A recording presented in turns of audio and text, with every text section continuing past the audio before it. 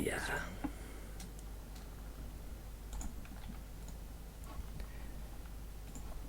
I always hate like doing like, because obviously we just had a conversation before, and then I have to do the same conversation but live. It's always the part I hate about it. It's like, Yeah, oh damn I've it. been on that a couple times. Like, getting the like podcast started when I do it with Codex. Yeah. Their partner Jade. It's like, oh, we need to like start recording like 20 minutes before we're actually ready, just so we get some of that like us just meandering talking. Because there's times where it's like, oh, this conversation would have been great if it was actually fucking recorded. God damn it, folks! I knew I forgot to do something. The fucking stream title. God damn it. There's so many things. DMC1 speedruns with Fox. See, I just trapped you, so now you have to do DMC speedruns. Like, here we go, we got him. Got me stuck in the speedrunning community now. Honestly, I think DMC1's probably the one I could actually do, though. Honestly, like, as someone who's just started to do it, it didn't take too long to learn. It took like a week, not even. And it is like one of the most rewarding things I've ever done. Like, straight up, it feels fucking great. I don't think I've ever been more excited than I was last night, PBing. Like, straight up, it was fucking fantastic, Fox. Even the Metal Gear speedruns you were doing? Yeah, I would say it's more rewarding than the Metal Gear speedruns. And you know how I feel about that game. Yeah, right.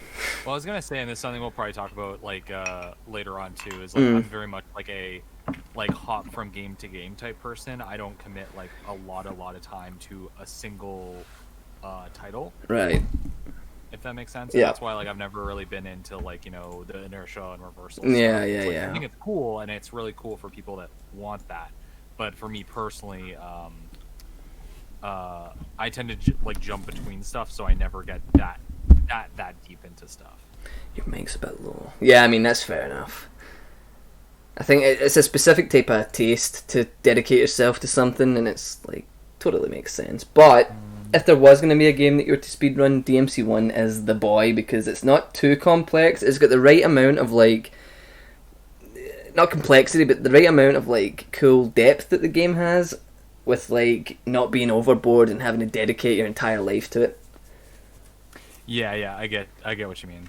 Let me see what I can do about upping my volume. Maybe I can up my gain. Hold on, I'll crank you up to 200. We might have a DMC. Maybe crank me up on your side. How does that sound? Is that good, Sky?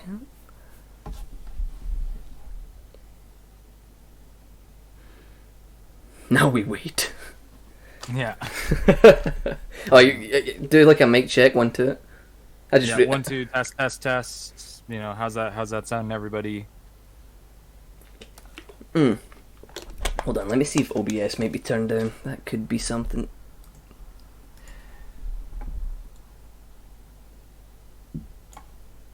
In fact, you know what it is? It's because my... Okay. Hold on. Give him a mic check, 1 2, Fox. 1 2 testing. Did you do like a finger click there? That was pretty fantastic. Yeah. Yeah, it's because my desktop audio was lowered. That's my bad. I apologise. But see, that's why I do this. You know, I like to get this out of the way before we start. Yeah, you got your opening minutes. Run of the Millz now live. That is correct. Just give it a couple more, Fox, and then we can officially begin. How is everyone tonight? I hope you're all good. I hope you're ready for me to absolutely interrogate this man. I've got my bucket of water ready. Yeah, right. Don't know how that's going to work over the internet. Who knows? Just going to throw it in my computer. Yeah. Send it by mail. Yeah, how much... now I'm thinking... Because I was actually looking the other day. I need to find it again. Because you were asking about Ring Fit, right? Like, if someone could, like, send you a copy of it. Did I? Yeah, I think it was you or someone else that I follow that was like, oh yeah, if anybody like has like a copy that they're not using, like send it my way. I think it was you. No, I could be wrong. I don't think it was me. I think what I did was I talked about it under Setnaro's tweet, and I got mixed up because I thought you were talking about actual like. Yeah, I do remember. Workouts. I do remember that's our conversation, but maybe it was someone else because I thought it was you because I swear I was thinking, how much would it cost to send something like that to Scotland, but maybe with someone else in the UK? Well, I reckon it would probably cost a bit. It cost me like £14 to send out Virgil posters to people, so like I imagine like sending something like that would be pretty expensive. But Yeah. 100% I didn't ask for it because I'm fucking far too lazy right now, Fox. I cannot motivate myself to do anything. Like, I told myself That's the only way. That's the only way I've been able to keep physically active. Because I can't go to the gym. I don't think my gym that I work at will be open until. I talked to my manager and they assumed probably mid-July at the earliest, and even then it's going to be like limited hours. So I'm like, fuck. Like I literally feel like losing a mass, which frustrates the shit out of me. My cardio has been really good because I've been doing a shitload of ring fit, but like I'm lifting weights. So, what is Ring Fit? Is it like a... Tell me what it is, because I don't really know what it is at all, actually. So you remember like Wii Fit and Wii Sports stuff. Right, yeah, good stuff. So it's fundamentally the Wii, the Switch version of that, except you got like the plastic ring that you slip one of the Joy-Cons in, and then you slip another Joy-Con into a little leg strap that you tie to your leg. Right. And then the leg one basically measures your movement if you're like running, like jogging in place, or if you're like squatting. And then the ring is for doing like compression motions. Chest press, and you're just like basically like pushing it inward into itself. Yeah, right, okay. And there's like a fun little RPG adventure thing that you can do. And it's like, gamify it, and then it's like when you get into like little random battles, your workouts are your attacks. That's pretty cool. So I'm like, that, like when I started playing, I'm like, that's actually like really, really neat. And it's really good at like keeping track of how much you're moving, because it only tracks time based on if you are moving or not. That's it. Like if you're doing nothing, it's not counting that towards any totals. It's something like that I need something like that, but I know for a fact if I had it, I would use it twice right now and just stop. Like, I just cannot get motivated to do anything like whatsoever, and I have to, because I'm gonna end up 200 fucking pounds of Scottish well-made beef, right? Yeah, that's what I've been doing, because I don't have any other options. I could go out for a run, but I'm really bad at doing like outdoor runs unless I have like someone with me or something. Unless I'm like, I used to like walk the dog or like had some reason to do it. But yeah, exactly. Yeah, I mean, yeah, like I need to get some running shoes as well, because running in like normal shoes fucks up your shins beyond belief. So sometimes I get those shin splits really bad. So that's why I used to like boxing as cardio. Boxing honestly is like, I was going to talk about this later, but we can like glance on it a little bit. Boxing for me is like, when I was doing boxing properly, it was the best shape I was ever in my life. Like the cardio training that you get from that stuff is like unbelievable. It's so exhausting to do that shit for like 40 minutes, 45 minutes. Oh yeah, just doing like a couple like 3-minute rounds. Like, that's a lot. Like 3-minute sparring rounds will fuck you up. One round and you will, if you're not in shape, you will be exhausted straight up. Like, and if you're getting punched in the face a lot, really good. Worse. Oh yeah, it's the best. It's really good for cardio though, because it keeps you have to be mobile. And when I left years ago, when I used to like train in boxing specifically more regularly, I was like a junior coach. I was being trained to be a junior coach, and so I had to basically be a role model for the juniors and stuff. So I couldn't really be too lazy. And I also had to teach them how are you taught with your guard?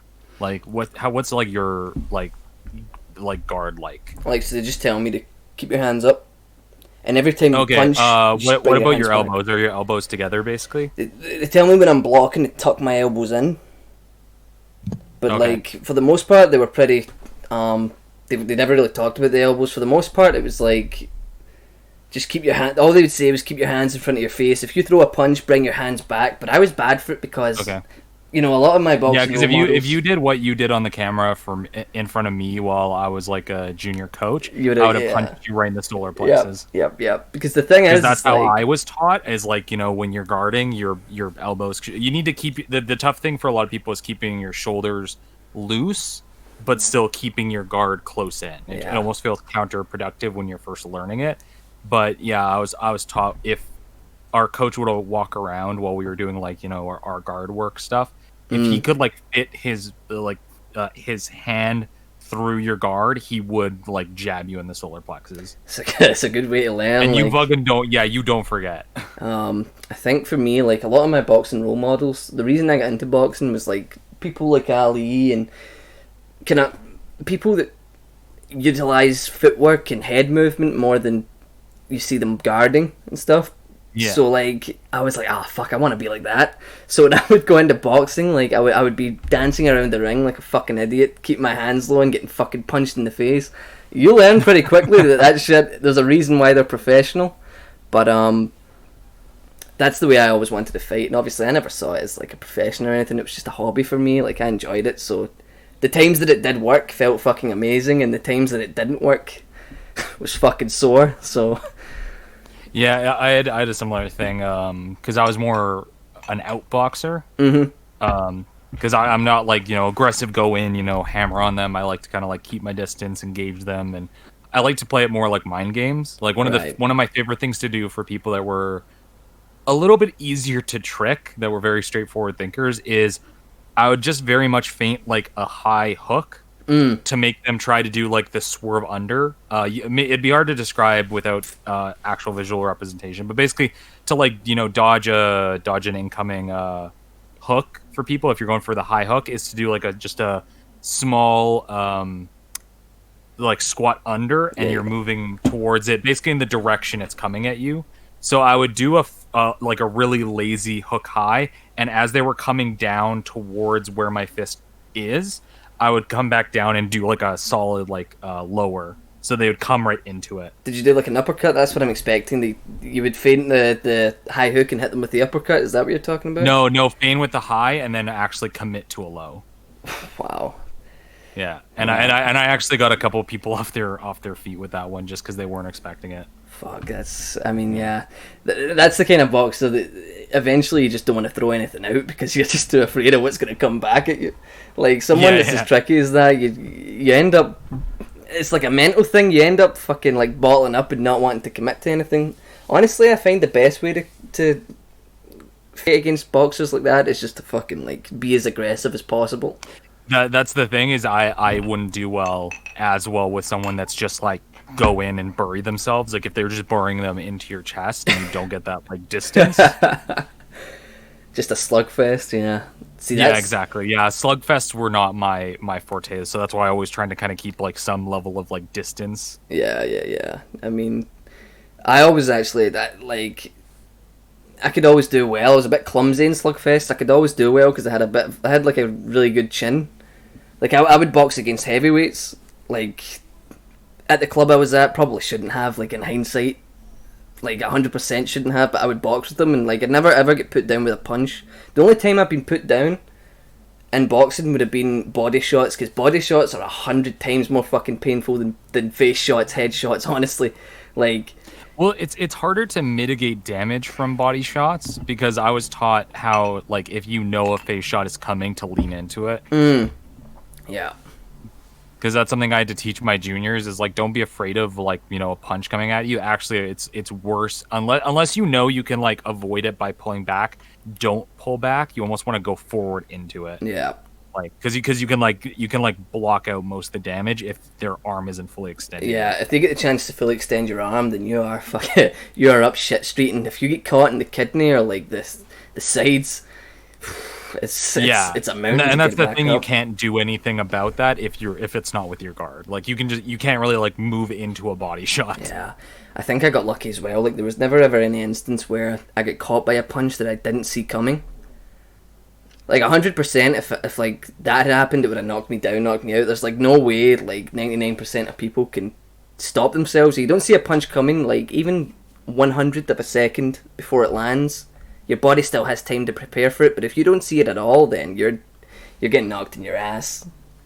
Oh yeah. Like if you're kind of like looking to the left. Yeah. And you get clipped. It never happened to me like full force, so I never ever get knocked down, but 100% would have. But yeah, it was the heavyweights I enjoyed sparring with.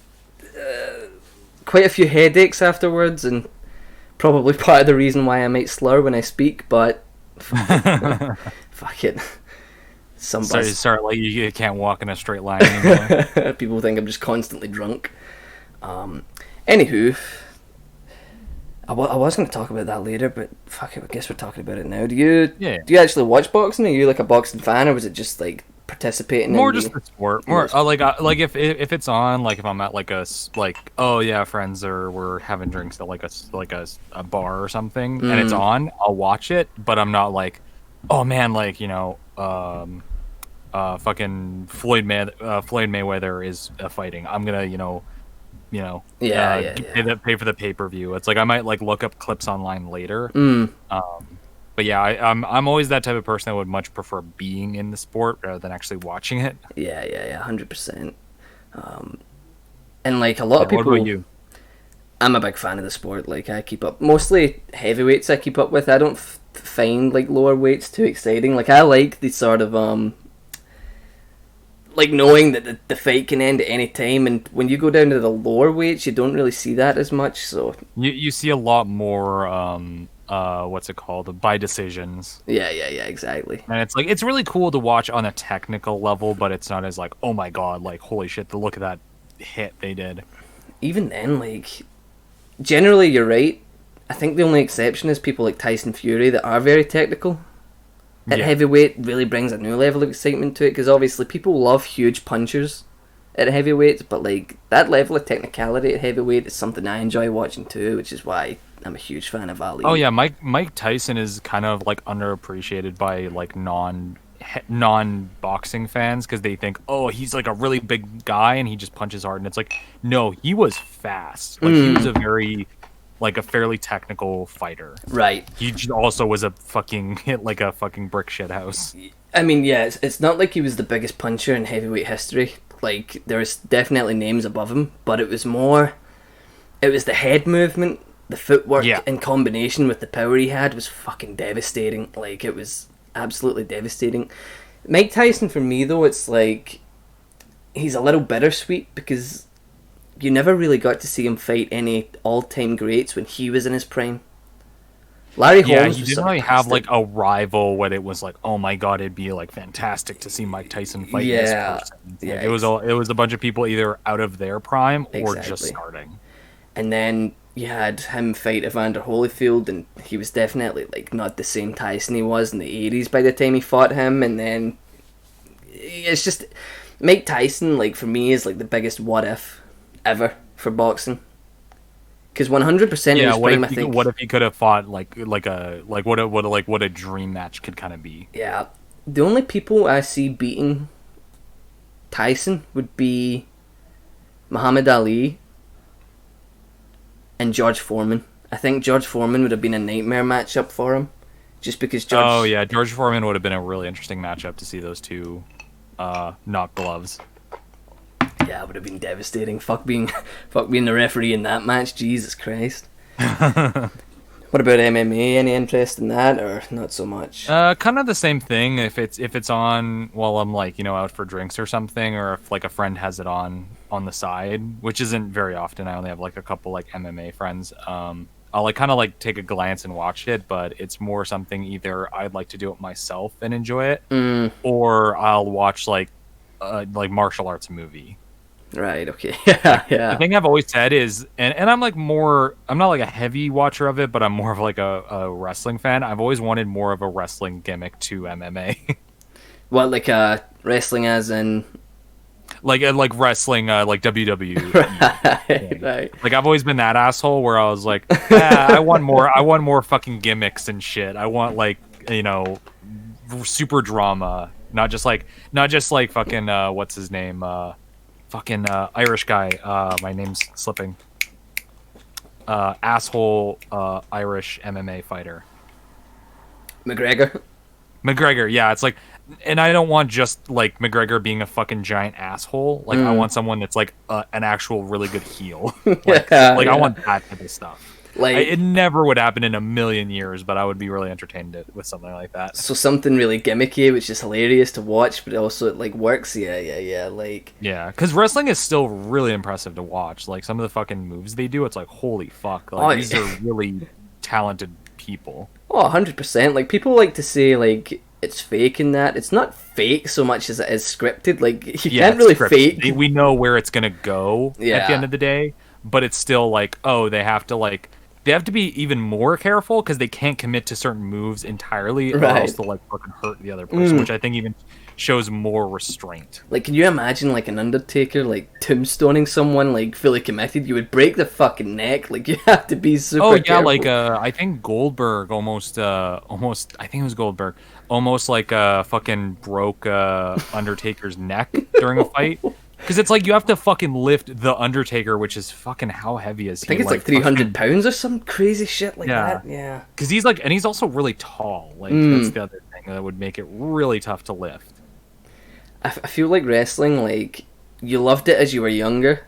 Then there was like a teenage stage where you're like, it's fake, it's bullshit. And then when you get older, you go back to it and it's fucking hilarious. Like, looking back at like The Rock and Steve Austin and stuff like that, it's so funny. Like, Oh yeah, now it's like super hype. I don't regularly watch it. I'll go back and like I'll either have my like friend tell me about like cool shit that happened and I'll go find that, or I'll like pick up little things that I find. Like I love Becky Lynch. Becky Lynch is so fucking cool. who's that? I don't keep up with her nowadays.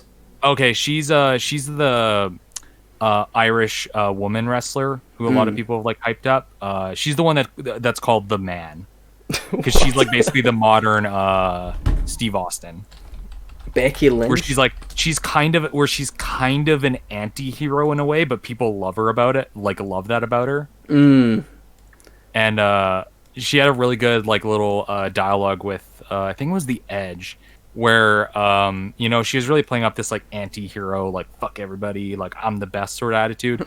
And then he's having this like heart to heart. It was like, you're gonna like you're gonna like push all these people away, and you're gonna feel like bad about yourself, and you're gonna hate yourself. And she's like you're not gonna like yourself at the end of the day. And she's like, you're right. And she like kind of starts like tearing up. It's like, I don't like myself. And then she just like complete heel turn. I love myself. And then she's like, get out of my fucking ring. And it's so good. Like, if you want like a fun day, just like look up Becky Lynch clips on YouTube, and there's a lot of really good ones. For sure. Like, that's what it is. Like, people forget, like, it's not so much a sport as it is entertainment. Like, that's the whole goal, is to be entertaining, and it succeeds in that aspect. Yeah, exactly. Of course, it's also and Time Thief says it well. It's like reality TV, but more people get suplexed. Yeah, fuck. I mean, like, no teenage boy or girl like who's watched wrestling has not tried that shit outside. And like, for me, I remember I got dropped in my head one time, and I was like, "Fuck, this is it. I'm never recovering. This is." I've like broken my back. Thankfully, it wasn't too bad, but like, there's a reason. You're really selling it. Yeah, yeah. I was selling it for the cars driving past. Yeah, exactly. But yeah, like, people take that shit far too seriously. I don't like when people come in and say, it's fake, it's bullshit. Like, just, come on. People know that. Yeah, it's like yeah, we all, like, everybody that's like aware knows this, but that doesn't mean it's not fun. Exactly. It's like, are you going up to someone that's like watching a movie and they're like, that's not real, right? It's like, yeah, like, and your point. It's like porn. I'm not expecting two people to be truly in love, but it's part of the goddamn storyline. Anywho, moving on. Actually, one point I did want to say about boxing, just to add on to what you said before I forget, because they'll just annoy me all night, is when you said Tyson was underappreciated, I think, like, boxing is underappreciated. A lot of people just think it's two guys going out there and swinging at each other, but it's so much deeper than that. It's like, oh yeah, it's a very technical sport. The sweet science, as people like to call it, and definitely. Oh yeah, it's like what's your angles? How are you gonna like approach this person? It's literally, it's a very like tired way of phrasing it, but it is like a chess game. It is.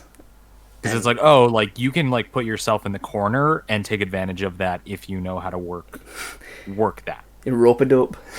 Yeah, exactly. Yeah. Or like, if you can like time it right, you can like dodge a big haymaker and flip the script on them, and now they're in the corner. That's the best feeling in the world. See, to dodge like a full-on swing and land a counter punch, like that shit. Honestly, that was the best part of boxing for me, was just that feeling of like dodging a punch felt so good. Feels so fancy after it, Mecha. Thanks for the host. Feels so like You want like a Bayonetta witch time dodge to like prompt up. it sucks someone right in the mouth. Anywho, we're actually moving on this time because honestly I could talk about this shit for however long, but I know you're on a tight schedule or whatever, so we're gonna move it along. So we're gonna talk about the channel, obviously. Okay. We're gonna talk about where it started because obviously I've done my research. I was scrolling up and down on the channel trying to get pointers to talk about, just to see where you sort of started. It was like still not the same type of video per se, but obviously it always had like a sort of theme. You were talking about stuff. Like, you were talking about Pokemon, Persona 4, then it went into DMC. What is it that made you want to start making videos like that? Like, where did it all begin for Foxcade? So it's not on the channel anymore. I actually kind of locked it for, like, just, like, a fun little thing for, patrons. My first video was, a video basically chronologically looking at where Bayonetta came from, and not just like Kamiya decided to do this, and it was more like the how far back in history can you go, point for point to how Bayonetta, what led to Bayonetta, and I went all the way back to the 1980 fucking 5 movie, Sweet Home, a Japanese horror movie. Right. Fucking I can't find it. Japanese horror. It's basically there's an American kind of version, but it's basically 4 people go into a haunted house and they're basically like basically investigating it, kind of like a documentary sort of thing. Right. And there was a tie-in game made by Capcom that was of the same title. And it's a really interesting kind of RPG mixed with a horror game. And it's pretty much the first version of survival horror, because you're basically like allocating where you want characters to be, because they're all kind of separate entities. You know, who needs the rope at this time, at this moment, blah, blah, blah, blah.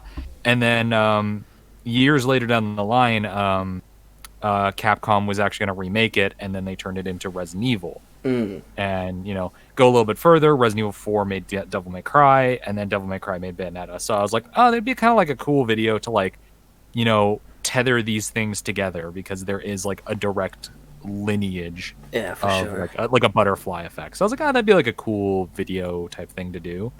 And I just was like, oh, I really had fun making this video, even if it's not, like, the best work. And then I just kept doing it because I was having fun. I think it's... Sorry, go on. Yeah.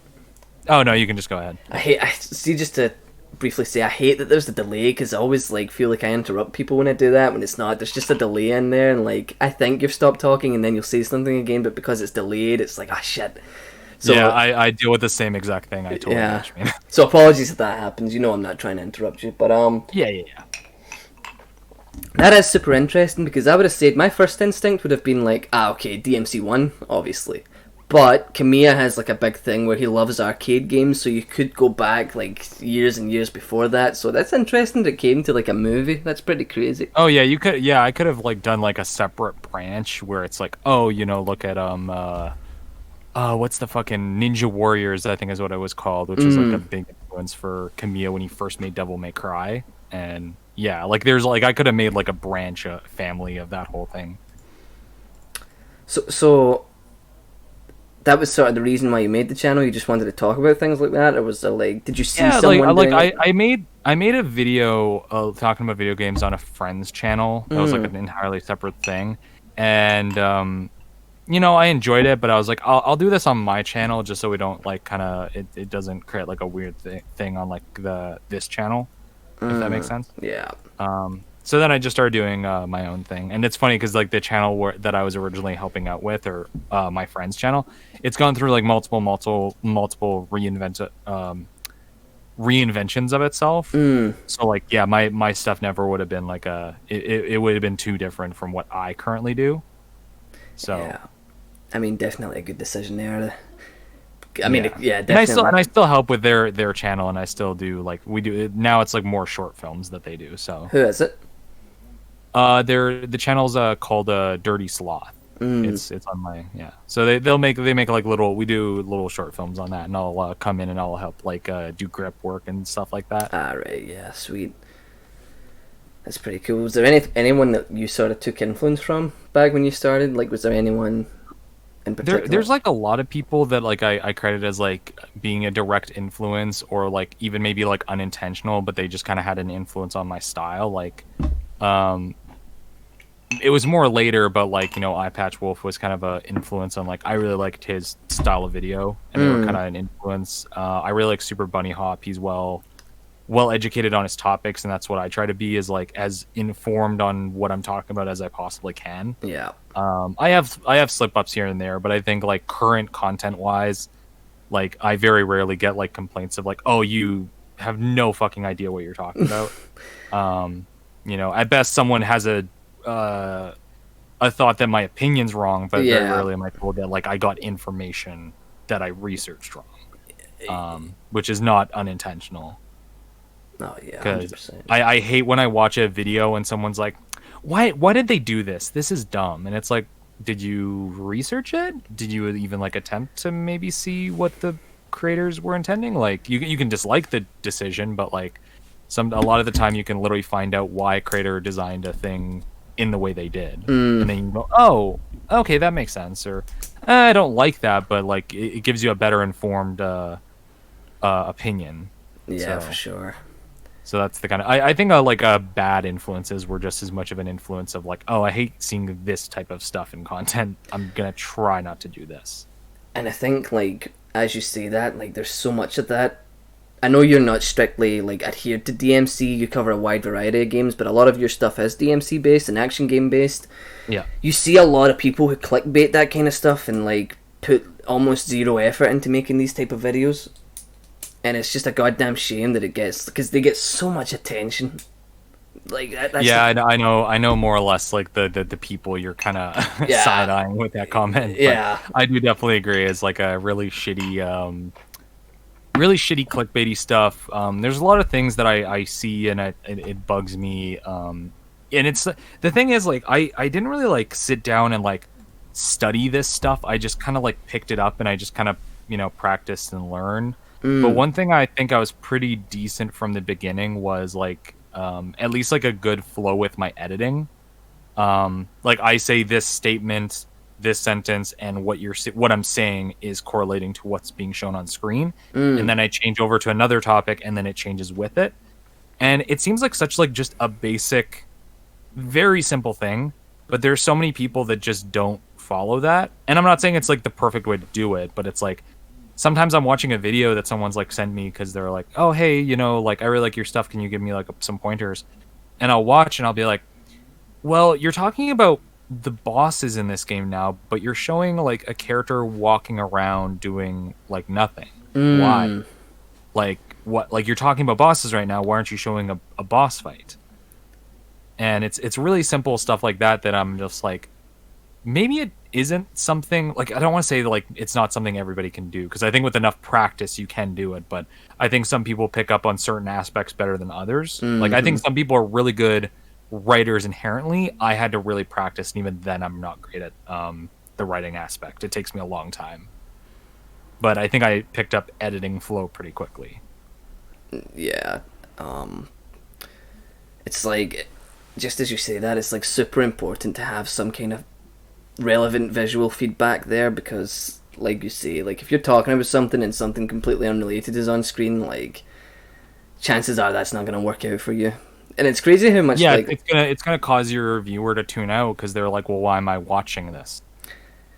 Yeah, exactly. Like, and I think you and like other sort of creators in your lane, like Codex and stuff, they do very well like keeping the visual feedback relevant. And it's definitely a big part of why your guys are so successful. I don't know if like the clickbaiters that I was side-eyeing do that shit, because I don't watch their videos, but it wouldn't surprise me if they didn't. They just put any old shit in there and called it a day. But that's the one that kind of bugs me a lot of the time. And sometimes it really depends on the channel, but it's when it's like, oh, I'm talking about this thing, here's like 10 minutes of unedited footage. Ugh, yeah. And it's like, okay, well, I guess you're a podcast then. Like, I don't know that. Like, depending on what it is, and all that stuff. But yeah, sometimes it's like, oh, I'm gonna talk about this like speculated rumor, and here's just like raw footage that I captured a day ago, and I'm just gonna toss it on screen. I don't even have like a problem with people like doing that so much, like picking up a rumor and talking about it. I just hate when they fabricate something completely out of left field. Yeah, like just because it's just for attention and views. And I think the annoying part is that it works, but I mean that's a whole different look. Oh yeah, because that's not even inherent to like the DMC community. That's just like oh yeah, for sure. Yeah, you will see that. Like, here's a random rumor about the PS5, and here's me playing Call of Duty for 10 minutes while I just respond to a 4chan post. And it fucking works too, which is the worst part. Yeah, exactly. Because even if they get negative responses, like downvotes or something, that's still the algorithm, as far as I know, still counts that as engagement. Yeah, it does. Because I remember my latest combo mad, it was a collab, and there was a lot of dislikes. There's someone in the community that has like a huge problem with us and uses dislike bots on us for like super important videos like that. And I see it, and I saw Keo disabled the like and dislike bar for it, and I'm like, honestly, you shouldn't, because it might look bad. All you gotta do is pin a disclaimer at the top of your video, say someone's botting you, because even the dislikes, like, that'll boost up your fucking, what's the word I'm looking for? Engagement, and will work out for you in the end, because you're gonna get more clicks and views for it, so... I know it sucks. That's the thing I find really interesting about, like, YouTube, like, as a platform, especially with this kind of stuff, is I have, I don't know if it's something you use, I find creators use this more often than not, is ratings preview extensions on stuff like Chrome, and it lets you like look at like a thumbnail on YouTube, and it'll show basically what the like dislike bar looks like without even clicking on the video. So sometimes I'll go onto like a creator that I just found out about, and I'll look and I'll be like, why does this video have like so much dislikes? And it's sometimes like I watch it or I'll look at it and I'll be like, why are people upset about it? And then I skim through like the comments. I'm like, nobody's saying why this is bad, so what's going on here? Like, you know what I mean? Yeah, and it does suck to be on the end of that. Like, I've been in a few, like, when that happened to me before, like, some people talked to me about it and changed my mind about it, but it was like, fuck, this sucks, I'm giving up, this is bullshit, I'm never making anything again, what's the point, people are just gonna bot me. Eventually you realise, like, well, fuck, it's like what someone just wrote in the chat, like, bad PR is good PR, because it works out for you in the end. Because how many people that have gone through, like, cancelling, quote-unquote, are still active? Like, look at fucking Keemstar, for example. Oh my god, that guy. Like, Keemstar has, like, fucking, like, so much shit on him, and he's still fucking popular and very successful on YouTube. Like, you can present all the fucking dirt in the world, it's sadly not gonna affect anything. Which is it's like a horrible status quo when like, doesn't matter what you're doing, nothing will change. Like, in relation to the internet, like, things like that, like, there are exceptions. A lot of people that I've been sort of toe-to-toe with don't show up again, probably, I don't know, probably just, like, kind of be fucked thinking about me, which I don't blame them, but, like Rizora, for example, yeah, like, I wouldn't even say he was permanently bodied either, because I don't know if he still makes content, but he still made content after that whole thing happened, like, when he was faking to be, like, a character in DMC5 and stuff, so... Yeah, exactly. I feel like cancel culture, and I can't really talk about it too much because I honestly think I got a little carried away with it on my first Twitter account. Sort of look back in that shit and I'm like, Millz, you're a fucking idiot, grow up. But like, cancel culture, like, inherently doesn't really work. Like, it gets to the point where you become equally as toxic as the person you're trying to cancel. Even that, it's like, you're giving attention to the wrong things, or you create a mob. Like, there was good intentions at first, but then just like mob mentality kind of takes over, and then it just ends up making the whole like point that was being tried to make look much worse, and it's very frustrating. And then there's like sorry, go on. I'm thinking of like ContraPoints, if you're familiar with them. They're getting a lot of call outs from like non-binary people, and there was like a big kind of controversy because they had like someone do a voice for their video that was, you know, seen as bad in the trans community. It became this whole fucking thing. And what started as like what I would view as like, you know, valid criticism if you presented it to them, and they did apologize for it. But people were then going out of their way to reaching out to friends of Contras, like Lindsay Ellis, like people that weren't even associated with the video. And basically asking, hey, are you going to denounce this person? It's like, well, that person's like a dear friend of mine that was like at my wedding. What the fuck? Like, yeah, like, and like for me, there's like a human element of like afterwards. Like, there's been a few times I felt shite for someone after. Like, even Rizora, like I felt bad for afterwards, because like at the end of the day, you are cancelling an asshole, which is a ridiculous sentence, but you are cancelling an asshole, and like, for me at least, like afterwards, the person is still like a human being. At the end of the day, they did just want to do something. Like, unless they're like a total dick with something, and like as being like a major asshole. Like, if someone at the end of the day, what Rizora was doing wasn't harming any. They weren't actively damaging anybody or, you know, being a bad influence. They were just being kind of a shitty person for clout. Exactly, and at the end of the day, like, that comes from a lack of attention, because at some point they must have tried something and it didn't work. Like, you don't just go into videos with the goal of making, well, maybe now you could, but not back then. You don't go into like a community with the goal of like just being a shitty person. At some point you try and make something genuine and it doesn't work. It doesn't get the attention that you want. Obviously I could be wrong here, but you don't get the attention that you want, and then you turn to sort of shitty practices.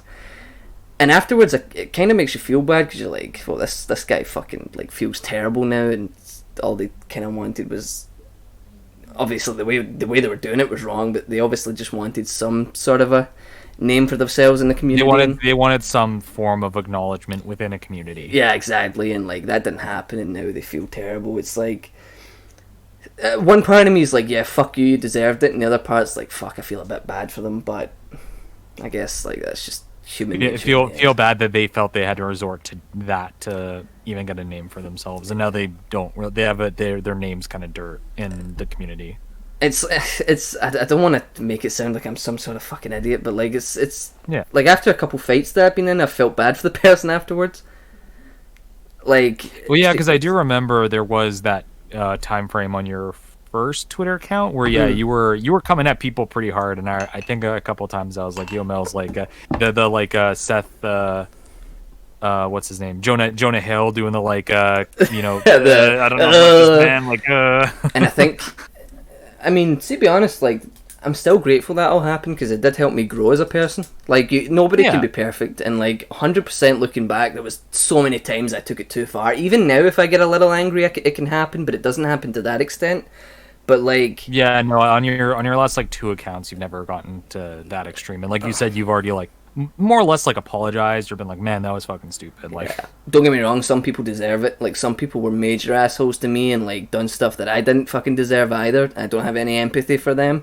But some people, like, you realize, like, oh fuck, like, this person feels shite now, I feel terrible. And like DNC, empathy is a powerful thing. I guess I should just be fucking glad I've got it, you know. At least I'm not a total fucking robot publicly executing people like Martin G. Like the thing is with Martin G, like, he's, the people that he goes after, like, he might sound a little too harsh when he does it, but oftentimes that's a last resort. But that's like that's a whole different thing entirely. We could go through a whole loophole of fucking Twitter drama. Because I've had my encounters with Martin G, and some of it might just be the lack of nuance with text. You can't infer tone. Because I was bothered when he came after me, because he was like quote tweeting me, and most people, when they do that, they're doing it to like basically shit on people in public. Yeah. So I was already like, I don't like that. And you know, they said, oh, you know, I just do that because it makes it easier for me to like make my fucking, you know, essay worth of text. And I was like, okay, fair enough. I jumped to conclusions, but yeah, it's like, I know he means well, but I just had a bad encounter with him. That was very unproductive at the end of the day. And I did go like, man, yeah, I'll admit I fucked up when the DMC 5 demo dropped, and I was very dismissive of the changes. But also, in my credit, or in my defense, I also even said, I was like, it's a demo. We literally have no fucking idea what the actual game will be. Let's like maybe not jump to the worst conclusions. And that's why after it dropped and we did get a sense of what it was, I didn't say anything more about it. Yeah, fair enough. Like, for you, like, the only times I seen you coming in and talking about that kind of stuff was when it got too toxic and you were, like, trying to talk about how... or trying to sort of, like, disarm the situation, I guess, or try to maybe, like, tell people to chill out a little bit, but I never saw you, like, making... some of the accusations that some people made about the game, where it's like, the game has plenty of tech, just adapt and stuff like that. And I never seen you doing anything like that, I believe, but I did see you. Well, because I'm not a tech player, so I'm not the one to be like, there's plenty of stuff here for you guys, fuck you. Or like, once the game actually came out proper and it was dug into, it's like, yeah, it does suck we're missing those, mechanics that, it doesn't hurt the game if they're in there. But, at the end of the day, like, you can attest to this because I talked to you and Vash. When I first made my big, long DMC5 video, I actually reached out to you guys to be like, hey, can you, like, give me basically the rundown, or like, hey, does this, like, wall of text make sense? Because I was going to talk about it and address it. But at the end of the day, I took it out because it wasn't my words. Right, and it wasn't something that affects me, so I was like, well, this is me speaking for other people in a video that's about my feelings, so it felt very odd to put that in there, so I ended up taking that out. Which is understandable. Like, at the end of the day, I think some people were sort of wanting to use your position, or would have liked to see you. There were some people that I remember being very not very upset, but they were a little disappointed that I didn't. Yeah, like, some people were looking to you, because obviously you're a big name, you've got a lot of outreach and stuff, like, you can reach a lot of people that they might not be able to. And I think they were sort of looking to you to do something like that, but at the end of the day, like, it would just be a statement from us passed through you to them, and at the end of the day, if something like that's going to happen, it has to come from one of us. It did plenty of times, it didn't really work, so I think we're at the stage now where it's just like, okay, well... and at the end of the day, we already have, like, the modding community edition, so it's like everybody, at the end of the day, it sucks that the community has to do the work, but at the end of the day, everybody's kind of happy. Kind of happy. It's like, because even community edition itself can't reach the level that developers with source code could. Yeah, true. So it's like, it's sort of bittersweet. And you make the best out of a bad situation. That's it. Yeah, exactly. And like, I think I'm just getting burned out in the games now, to be honest. Like, DMC, like, fuck, I turned to speedrunning, Fox, like, something's definitely wrong. Check my temperature. Well, and again, that's what I was saying earlier. That's why I never commit to, like, one game or one type of game, because, like, I'm very ADD, so once I'm kind of done with something, I move on to the next thing. Yeah. I can't commit that hard to one thing unless it's like, oh, I have a lot of fun with this, or, fighting games, I play them with friends and stuff. Like, I recently got into Battle for the Grid. And it's like, oh, this is a really fun thing to play with friends, and, if my friends are available, we'll just, like, be on call on Discord and, like, play a few matches and shit like that. Oh, for sure. But I'm not, like, committing my entire life to one individual game, just because I get tired of it very fast. Yeah, exactly. And you shouldn't commit to something like that just to be like everyone else or be like someone else. You should only do it if it brings you enjoyment. Yeah, exactly. Like, I respect the hell out of speedrunners, for example, and like style players, because it's like, I can't do that, and it's really cool that someone took the time to make that kind of content or do that kind of thing that they find fun. And the worst part is, Fox, is like that general opinion, you would think that is the sort of general opinion of everyone. Like, I don't want to say everyone in every community. For me, obviously, it's purely the DMC community. For me, that's the one I'm sort of in. I know you're sort of in your own thing. It's me, I'm in the DMC community sort of only.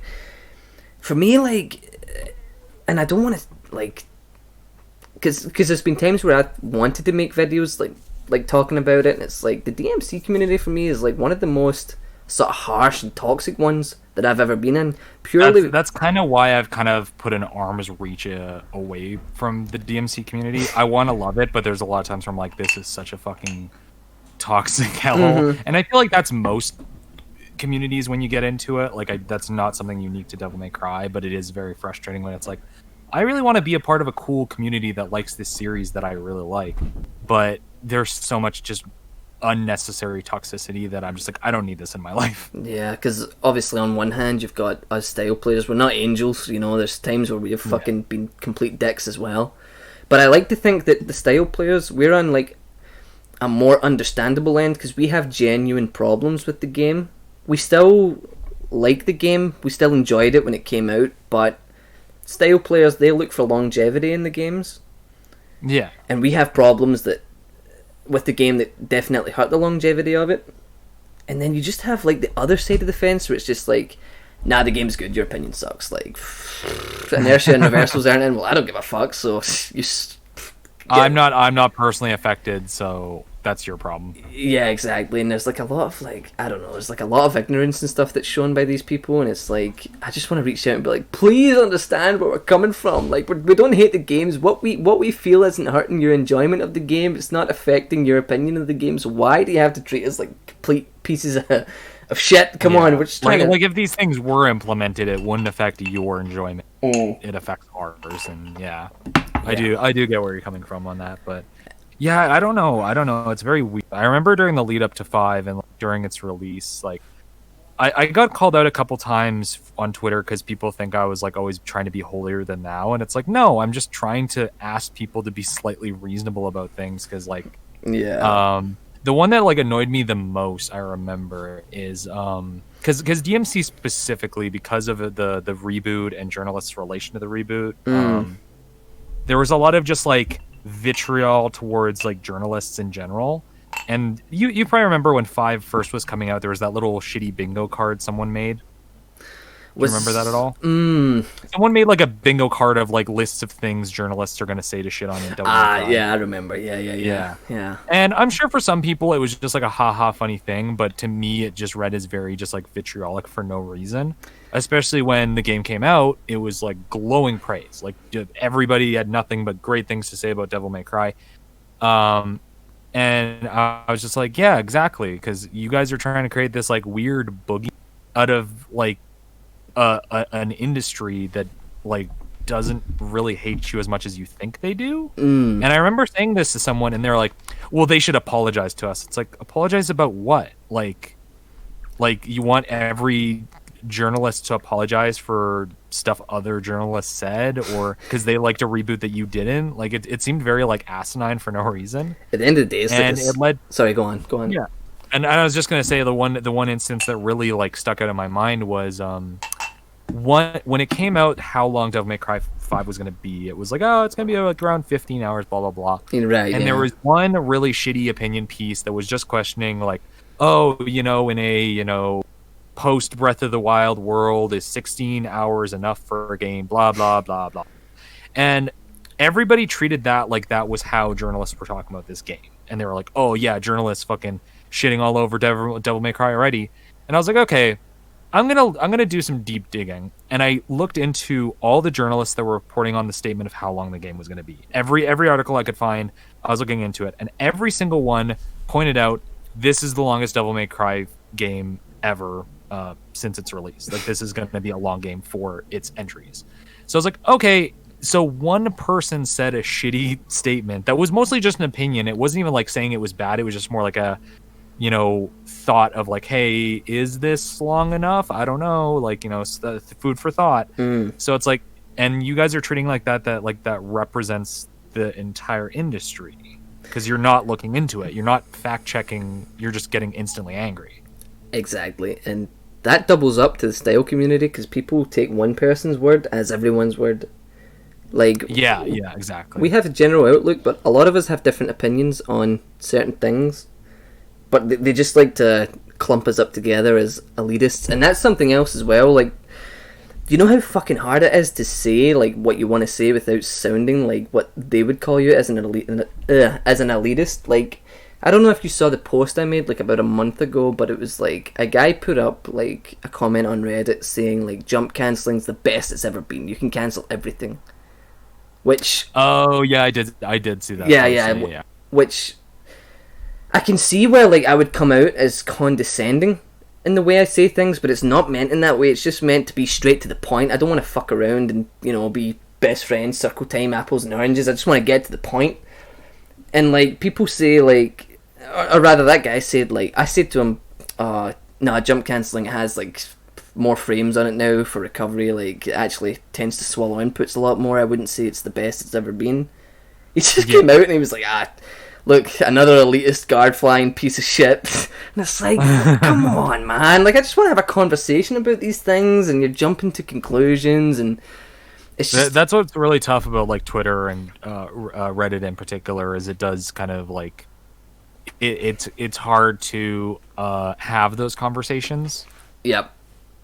And it's always disheartening, because I feel like most decent people in the community, if you got them in a room together and actually had them like have a, you know, heart to heart about the issues, I think people could come to an agreement. But it's like, it's easier to make snarky comments on Twitter. Yeah, and I think, I mean, we do it as well, but I think it's just out of frustration now, and like, pretty much. That's not me saying like, oh, everybody's shit. It's just more like, I think people are just speaking out of frustration. It's just how it is. Yeah.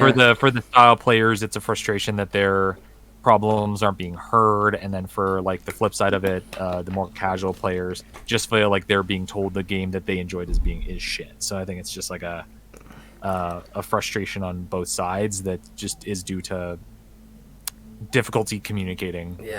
And it's just inherently the problem with Twitter a lot of the time. And honestly, I don't think it's fixable. Like I've tried different ways. It's just, you gotta accept it at this point. It's just not. You gotta accept it and move on, and just involve yourself with the people who also like doing it, and just block out people who like, I don't want to sound cheesy, but block out people that bring you down in that sort of sense or make you feel mad. Like just stick around with the people that you like and the people that share the similar interests, and you'll have a stress-free fucking life. Yeah, that's again why like I've just kind of, I follow the people that I like in the DMC community, and that's what I've kept it to. I keep track of what you and Vash and DNC, who's here, like I'll occasionally kind of check out his content, and shoutouts. A few other people, chase your tech, and that's about all I give a shit about in the community, and that's kind of how I enjoy most things. Like I'm, this will speak to you, is like I'm, a big JoJo fan. I only talk to my friends about JoJo. I could give a fuck what the JoJo community thinks. Oh yeah, like for me, JoJo is like something I fucking enjoy. It's a great laugh. It's genuinely cool it's genuinely cool a lot of the time. It has so many great things about it. Like I don't watch anime, but I watch JoJo, and like I will tell someone how I feel about it. Wait until you get to part 7 or 8. I think if it doesn't get an anime adaptation, I'll probably pick up the manga. Yeah, those are the parts that are like, oh, these are genuinely like great story. Like they're really they're not just super.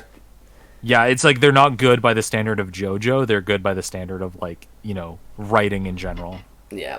Whereas I'm sure the JoJo has many opinions that people could consider elitist or some dumb shit. Yeah, like or that. Gatekeeping. Yeah, like, exactly. Oh, if you aren't reading Purple Haze feedback, like, are you even part of the JoJo community? It's like, fuck off. And also just to bring up a point that Sands of Sparta, I think, said it. Let me bring it back. Yeah, like. They say like elitism should only apply to people that are pushing people away, but like there's never been an instance where I've done that to someone who simply wants to learn or someone who wants to play. Like I would teach anyone and everyone how to play the games anytime. Like not a problem. It's not necessarily my story, so to speak, but I remember when Codex Entry Ryan was doing a video about DMC4. Yep. And he reached out to the community like, hey, can any style players, explain these things to me, or like give me a rundown on like how these systems work, and just like got a ton of feedback like instantly. Yep.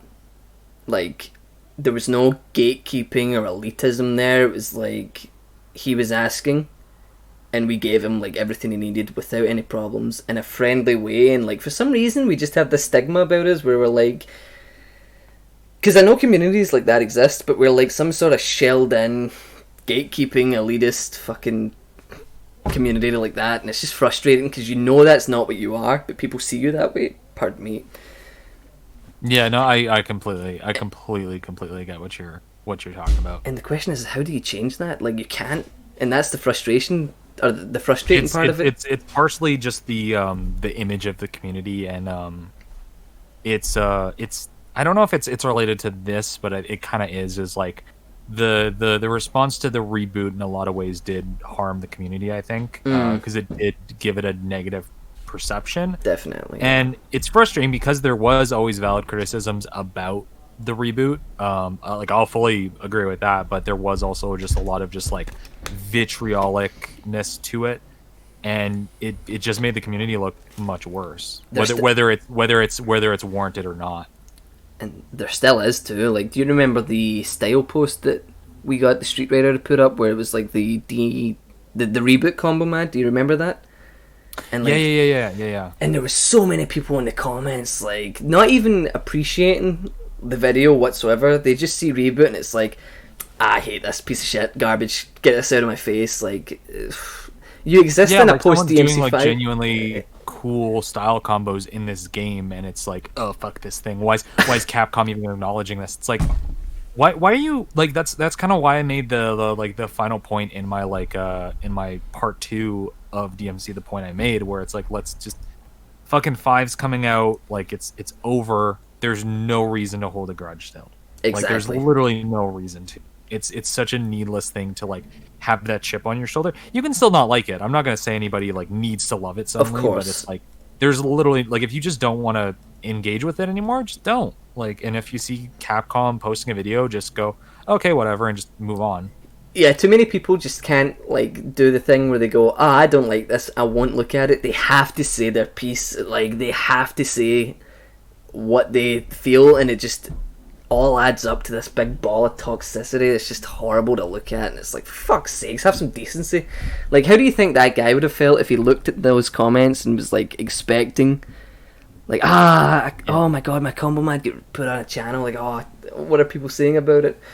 And they're just talking about the reboot and ignoring it completely. Like, people don't consider that. They don't give a fuck. They just want to express their outrage. They want people to know that they're angry. Exactly, and it's so frustrating. And it's the same thing with DMC5, with like how they approach us. And that's not even like Devil May Cry unique. That's just like, oh, of course, internet in general. Like, especially again, Twitter just lacks that like ability to have nuances. Like, I can make a post right now, just saying, oh yeah, I just finished Korra Season 3, I still really like it. And I fucking guarantee you, within 10 minutes, there'll be someone saying, oh, Korra's so mid. Korra's so shit tier. Like, okay, like, what's your point? Like, I just said I liked it. Do you really need to come in and tell me how much you didn't like it? And then you have the point where it's like not even contributing to it, like saying, "Oh, I didn't like it, but oh, this was a cool element." Like that I can accept. That I can fully accept. But just someone coming in, "Oh, it's shit tier. Fuck that thing." It's like, what? Thank you. Yeah, sorry. Did I ask? And it's like, what? Yeah, did I ask your opinion? And I never want to be that antagonistic, but I almost want to be that, where it's like, when did I ask for your opinion on this? There's been so many times where you just want to fucking write that down, like, oh, sorry, did I ask for your shit opinion? But it's like, you can't do that, because then you're feeding into it, and then it's just gonna snowball out of control. And it's like, you also have exactly. There's a lot of times where I'm like mid typing out like a response. I'm like, it's not worth it. It's like, that's the thing I've learned, is you almost have to like gauge what the interaction is worth. Yeah, like is telling off this person that's being shitty going to be worth it to me? Are they going to like realize they were being shitty, or am I just going to be in a screaming match for the next hour? Because then you end up being equally as shitty, and you look back on it, it's like, fuck, man, I was a fucking clown. And, yeah, exactly. And you also have the point where it's like, well, you put it up on your social media for everyone to see, so why can't I come in with my opinion? And it's like, oh fuck, this is a goddamn puzzle that wasn't meant for me. I just want to say something's cool. You just give me a fucking break, jeez. But yeah, I do remember all the like salt on that like DMC post specifically, and it was really funny just seeing people that are still just so bent out of shape about it. Yeah, you would genuinely think that DMC5 would have kicked these people up the arse and been like, it didn't kill my series, I can maybe go back to this with a new perspective. Nope, I am an internet peon and I have to be mad about something, damn you. Yeah, like I still find it genuinely confusing, and maybe it's again just people like that have the like chip on their shoulder. I will still argue to the death that not only is DMC at least better than, you know, Devil May Cry 2. It's not the worst Devil May Cry by far. Oh, definitely. It's got its flaws, but also the thing that me and Codex regularly talk about when it was brought up. I think when I was making my video or around the time is DMC is still the best character action game that the West has ever put out. Oh yeah, like 100%. Which is like a sad statement, but it's also like nearly 100% true. I like the point where like if like people bring up where it's like if DMC reboot wasn't called DMC, it would have been like fucking so loved. And it's like, oh yeah, people would have liked it. It would have been really like cheesy and overly edgy. Exactly. Yeah, its biggest fault is because it's called DMC. And I understand why people didn't like it compared to what came before. Like, I do understand, like, I don't particularly like it either, but the thing with Devil May Cry that people don't realise is that every game, even DMC2, has something that it brings to the table. Has something that you can appreciate, and I understand being mad and not liking parts of it, but DMC, like, if you truly, like, look into, like, different parts of the game, like, 1 has its atmosphere, and it's obviously, it's a classic. 2 has things like, customizable Devil Trigger and Lucia, which I think are, like... Two was the fumble we needed to get to 3. Aye, definitely. I would agree with that. It definitely set foundations for 3, but it also did things that I liked that I wish had showed up further down the line, which didn't. Wall running. Yeah. Wall running, yeah, exactly. DMC3, obviously, that brought style switching. 4 has the high level ceiling and stuff. And then even 5... Well, and then 4 also gave free style switching. Yeah, of course, free style switching, yeah. 3 only had the style system, and it had the best story. It was the best constructed story and set, like, the standard for the series. Yeah, like, 3 is definitely, for me, the high point of the series. Like, it had everything. It had the great story, it had the skill ceiling, it had, like, so much depth, it had the amazing villain. Like, it was, for me, that was the high point of the series. But every single game in the franchise has something good that it brings to the table. I know no one wants to sit down and play DMC2 for fucking hours. Like, I'm literally just saying it brings some cool things to the table. Like, the game's still bad inherently, but every game brings something to the table, and a lot of people don't realise that, especially with the reboot. Like, I've not played the reboot. I know the story. I've seen the cutscenes. They're fucking hilarious. Sometimes they're just bad, but most of the time they're pretty funny. Virgil's Downfall I did play, and it was genuinely enjoyable. Like, I don't know if you played it. Oh yeah, it's got like a lot of interesting systems. And, yeah. Like, again, like the reboot had probably like the best. This is an argument I think I made in my video. Was like it has possibly the best level design since like 1. Yeah, like the level design's insane for that game. Yeah. Yeah, because like 3 and 4, like 3 was just kind of like I don't know. Like I'm very like mid on tenement levels. Like there is some interesting stuff, but for the most part, it's like gray hallway. Yeah. And then 4's biggest problem has always been it's a big fucking U-turn. And it's like it's very like nice looking, but it tends to be just okay. Here's a forest level. Here's a little bit of an icy level. Yeah. Here's a ruined city. It's not really that like visually interesting all the time. Honestly, I don't 100% agree. I think like they did very well in creating cool designs that just felt like they were shoveled in. But, like, like that's what I mean. Like there is cool stuff about it. I'm not saying it's like, awful. It's just they could have done more. Yeah, 100%. And I feel the same about 5. 5 looks really good. The level design's boring. The level design's boring, and also like 5 has like a bit of a problem, and you'll see this when you watch YouTube videos because the YouTube compression can handle it, but it has a problem where it has too many effects and too much like, and those effects end up like, and the backgrounds are very grey as well, and like those effects and stuff like those, because I've seen people become very confused when looking at mods because they don't know what they're looking at, and it's like the game has too much of a focus on effects. If you go back to 3 and 4, you'll see like the effects are very basic. Oh yeah. But, I totally get what you mean. Yeah, but they work. Whereas 5, like it looks great. Don't get me wrong. Like it looks amazing, like graphically.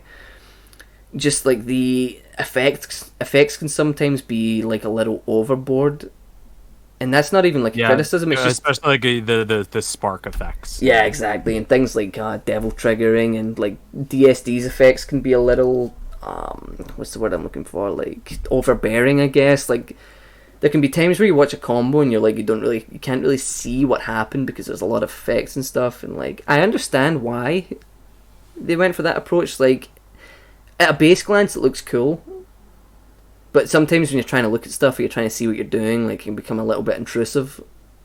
Like, none of these games are perfect. Like, they have something. Semi related. Wonderful 101 has like a similar problem.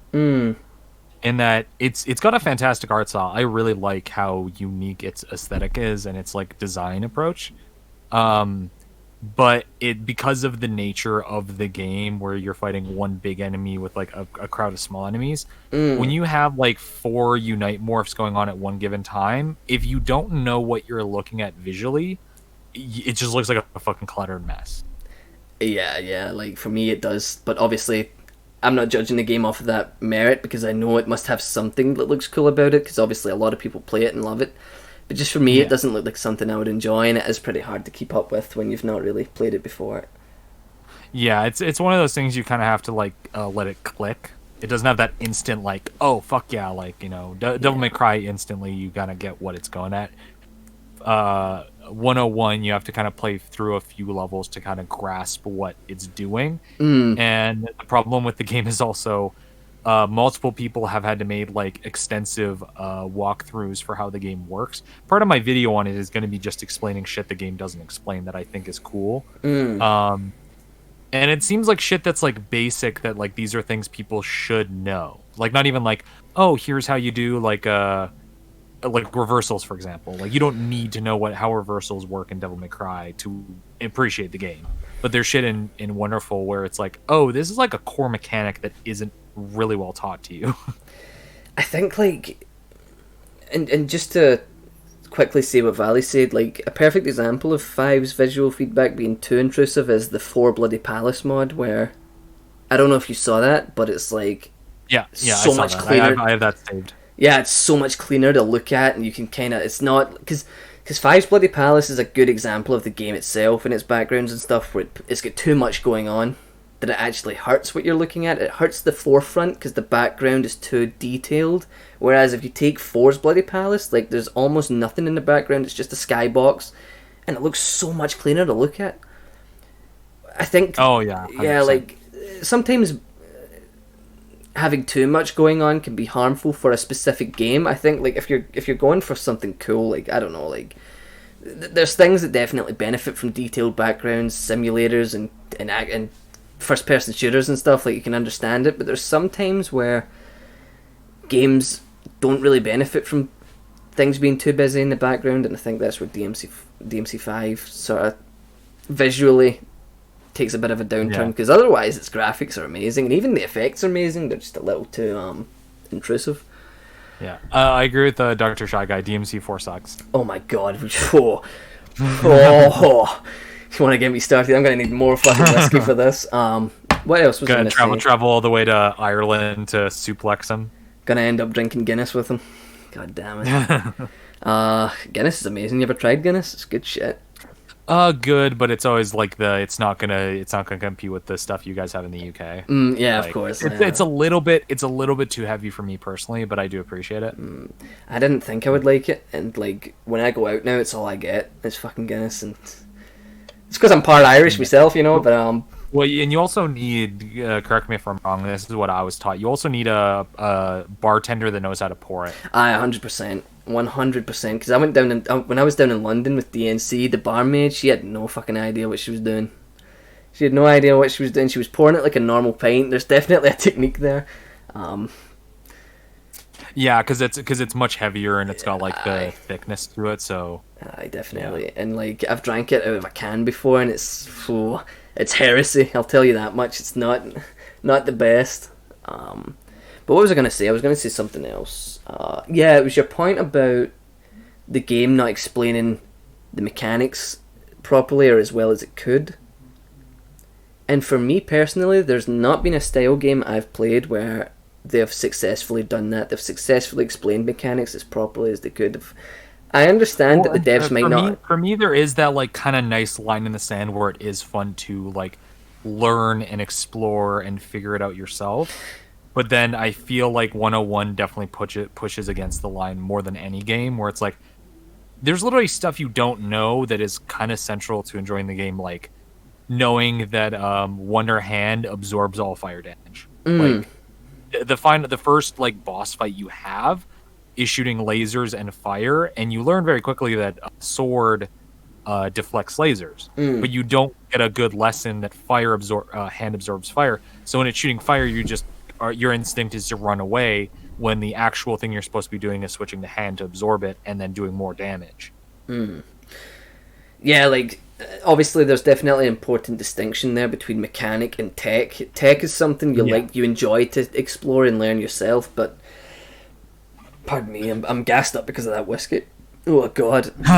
Personally for me, there's things in 5 where obviously back in 4 and 3 they could be considered tech, but for 5, like, they should be at this point considered a mechanic. The perfect example is jump cancelling. Like, 5 doesn't have any tutorial whatsoever on jump cancels, or any even mention. I don't even think it mentions it, like, at all.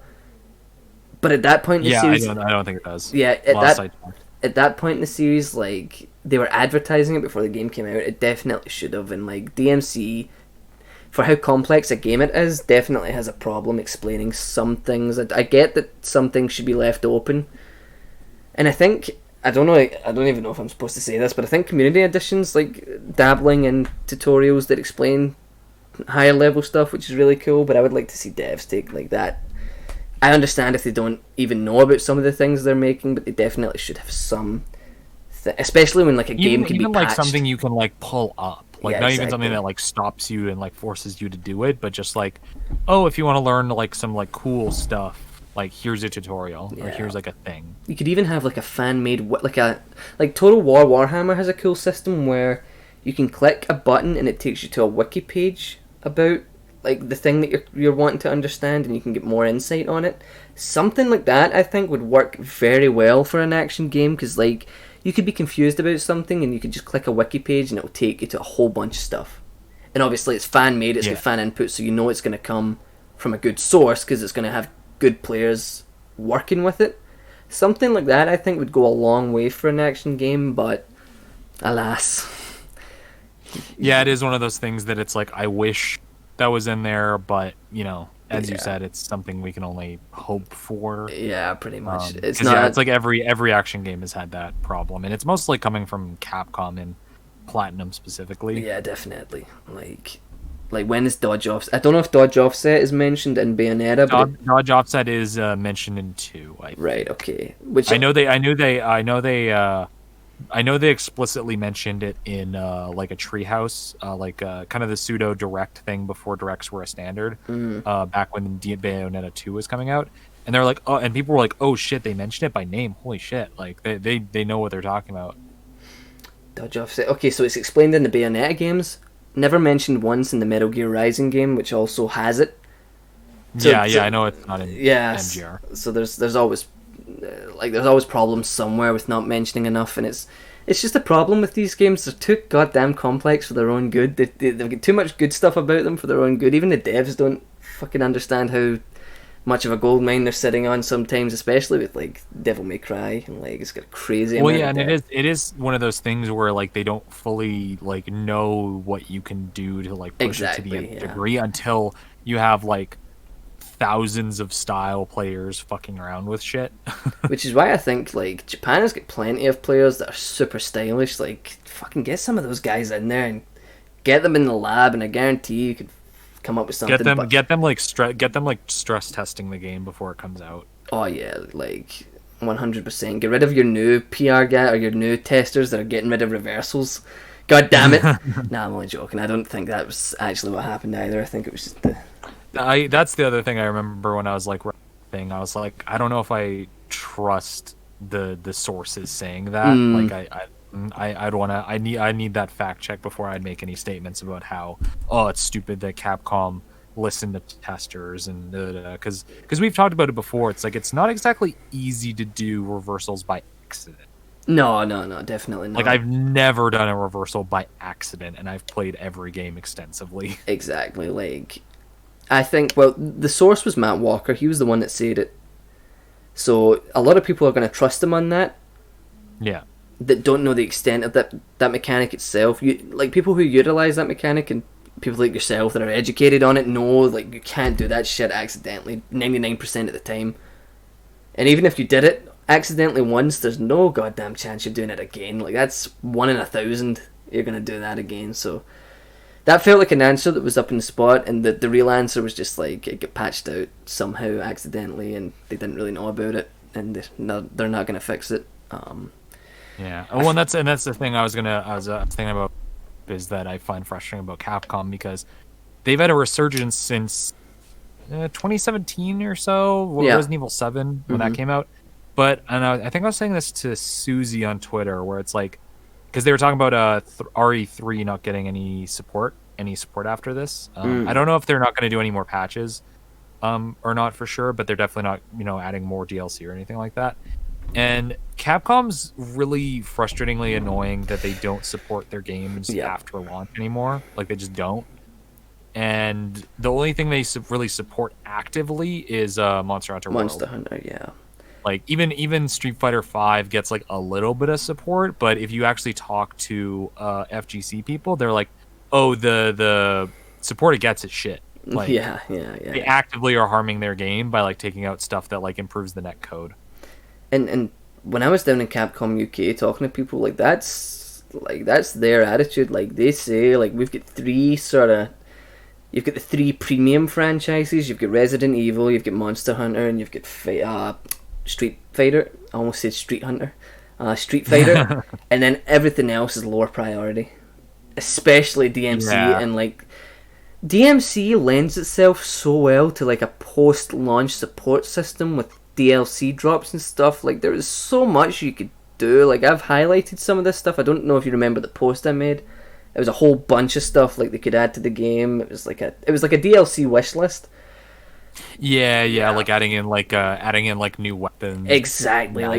The game lends itself so well to that system. It would, I mean, I don't know if it would make so much money. 100%, like, I would buy it. I'm sure you would probably buy it. Yeah, like, everyone in the chat would buy it. There's a very little percentage of DMC fans that are not going to buy this shit, especially if it's something high profile like Virgil and Ladies Night. Even with my problems with 5, I still enjoy the series so well that I would play these characters, at least for a bit, like vanilla. Even though I've got problems with the game, like, you're still going to go back and play it because it's fucking cool. Like, who doesn't want to play as Virgil in a DLC in hell? Who doesn't want to play as Lady and Trish, like, doing adventures and stuff? Like, that would be fucking great. Who doesn't want to play with new weapons? Well, it's like when a fighting game, you like gets a new character. You're not gonna like put that new character as like a main on your team suddenly, but it's like, oh, like, I'll pay like $5 to unlock this character and fuck around with them for like a couple days, and maybe I might play with them more later on.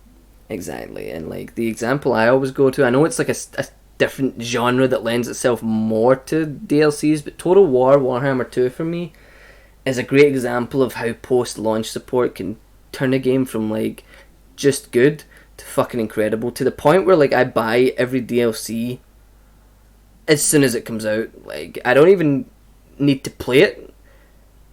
I don't know if it's to the same level, but I feel that way about Civ. Yeah, like the same thing. Like the strategy packs that come out. The like vanilla releases of Civ games are always kind of like Exactly. Like, yeah.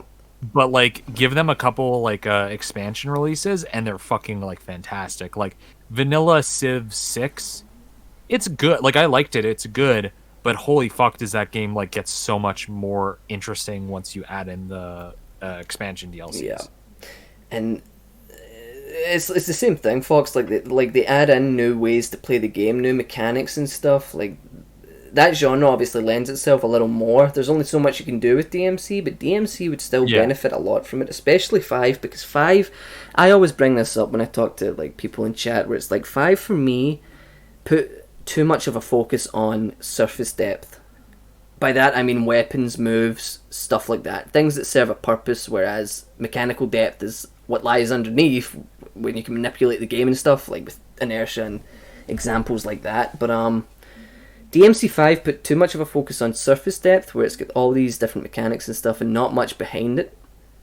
Yeah, the surface depth went up, but the skill ceiling went down. Exactly, and is how I typically describe it. Because like DMC4, for example, is like not a lot of surface first surface depth when you first like kind of touch it, in my experience. But like, there's a fuckload of places to go once you learn how to play it. Exactly, yeah. Like, the mechanical depth makes up for a lot of style players for that deficit in surface depth.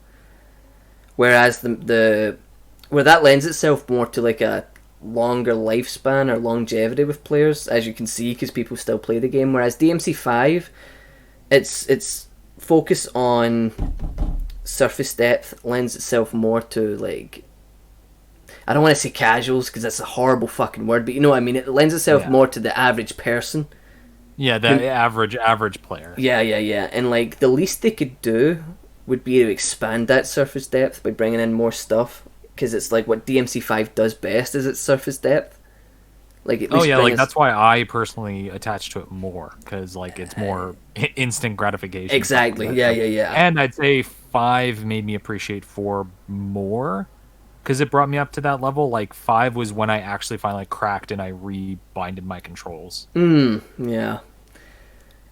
DMC5 does serve a good purpose of being a good sort of gateway drug. Yeah. But too many people just don't give a shit about that, which, I mean, I'm not out to change the world's fucking opinions. I respect it. You can do what you like. You paid your money for it. I'm not going to tell you how to play the game.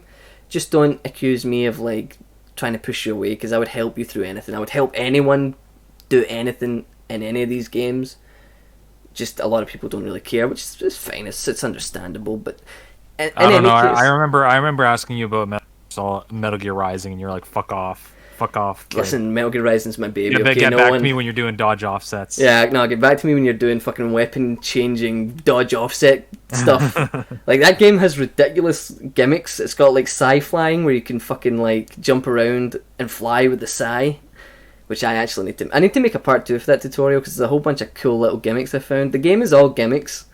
There's like not much you can do with these things, but they're fun to do, like Psy flying, and you can do like, you know how the example of like weapon changing, where you have to go into the menu and change the weapon mid combo? Yeah. There's actually things you can do where I think it's like you can start an attack chain with just the sword, go and switch your weapon. I think you have to dodge first. I can't remember. I'd have to go back, but you have to basically start an attack string, dodge, blade cancel, and that allows you to open up the menu to get like a new sub weapon. And then you continue your attack chain with the sword, even though you've got that sub-weapon equipped. And then after you finish your attack chain, it uses the sub-weapon. It's like a whole bunch of shit, but it's so gimmicky. I can't even remember why I'm talking about it. I think it just made me fanboy out, to be honest. Who knows? Yeah, I brought up MGR. You brought up MGR, and I'm just like, we can talk MGR. MGR to me is like Ruben Langdon with fucking aliens, homie. Like, if you want to talk about MGR, we can do it.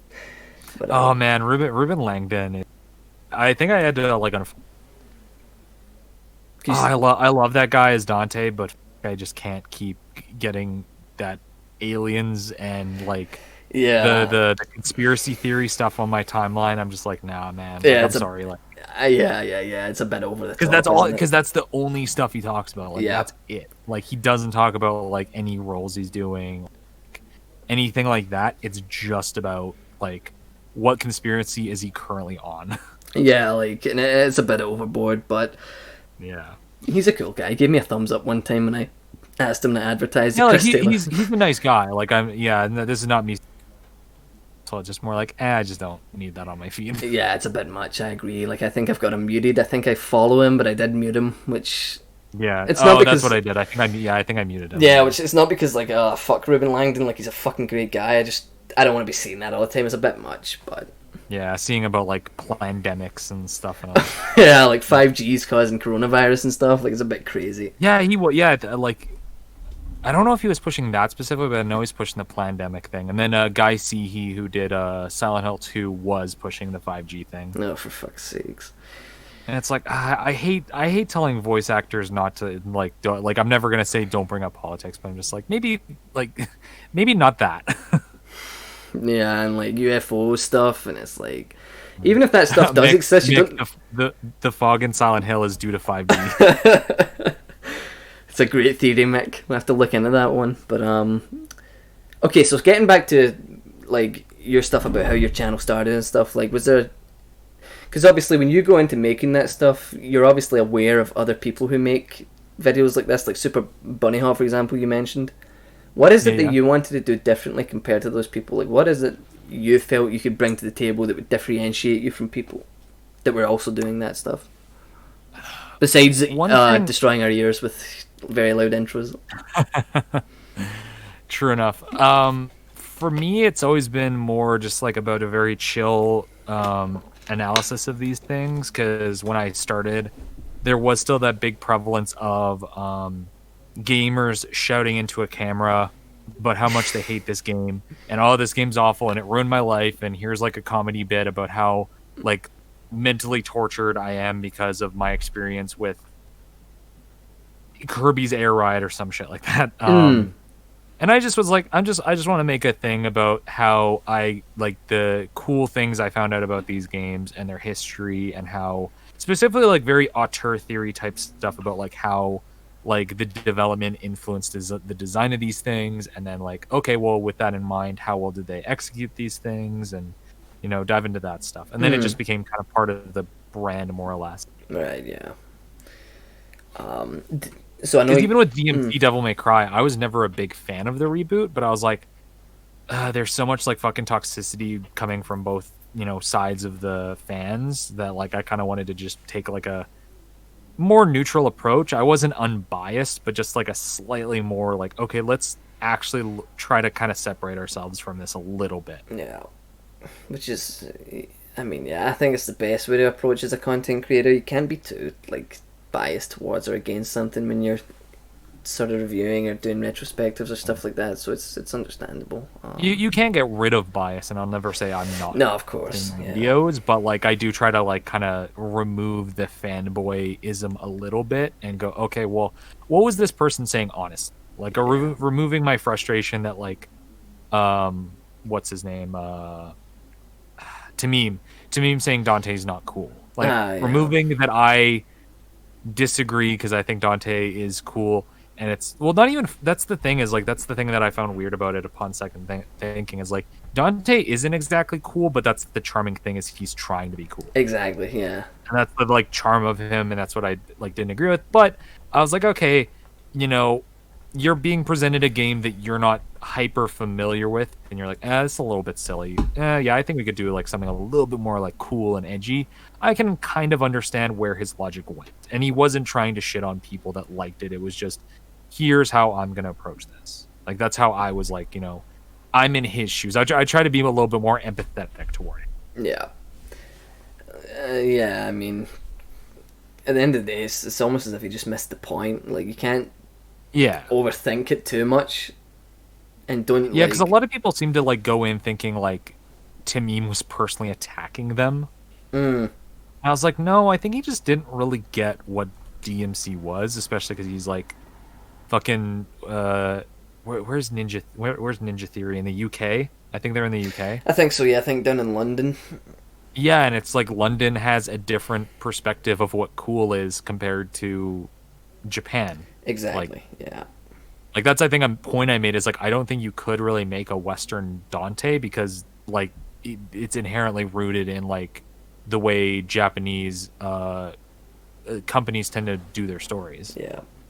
Which is why DMC isn't like a huge, super popular franchise like God of War, for example. Like, yeah, where God of War can be like super adult and, you know, Dad of War and all exactly. yeah. Whereas DMC has got to be that goofy as fuck, and I think DMC 5 probably appealed most to the West because it was like it had that goofiness, but also had like a lot of serious stuff and super like. It kind of rode that like line down a little bit. Yeah, 100%. But anyway, so you're obviously you're good friends with Codex. I don't know. Obviously, I'm fairly new to the franchise and the series and the community. I don't know exactly when you two sort of met each other. Did you know him as you were going into making these videos? No, we met like I think a while after I did my DMC4 video. I think let me double check because I knew him before I did the DMC Devil May Cry thing. I think I've known him since like 2017, I think. Roughly, give or take. And let me check. I remember it was funny. I remember seeing one of his videos And I was like, oh, okay, cool, yeah. Like he was also making like a little bit of Devil May Cry stuff. And I was like, okay, cool. And then at some point he followed me on Twitter, and I was like, okay, I'll follow him back. And then I noticed he made a post about something related to like, oh, I need to make a Devil May Cry 4 video because all the ones out are bad. Something to that degree. Not that worded that. And I ended up following him, and we kind of ended up like talking. I ended up joining his Discord and stuff. And I think I actually asked him, I was like, were you like side-eyeing me when you said that? Because I feel like you were. And I can't remember what he said. He said he wasn't, but I was like, I don't know. That feels like you were talking to me.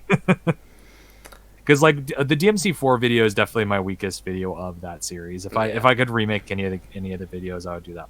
Because it was at a time when I was trying to put out content like as quickly as I could. Like I was trying to keep a 2-week schedule sort of thing. It was very rushed, and I would go back and fix a lot of statements I made. And it's really hard to do scheduled things like that. So like I understand completely why you sort of went on the back pedal with that and just done things at your own pace. It's the best way to do things. You can't rush things. It just ends up showing through. Especially when there's like a shitload of research to do and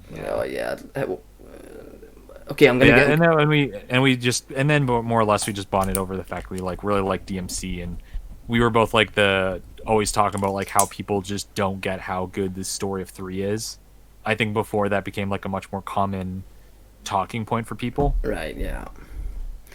Because my original question was going to be, was there anyone that you knew when you were going into making this that like made I knew nobody. Stuff? So you knew like, nobody. Absolutely, right, okay, cool. Absolutely no one. That's still. I mean, that's cool though. That eventually you sort of rose up and networked. Like that's the best way to do things. Like is to, like, for content creators, like just starting out. I feel like the best way to sort of get yourself onto your own platform is to network. So it makes sense that like.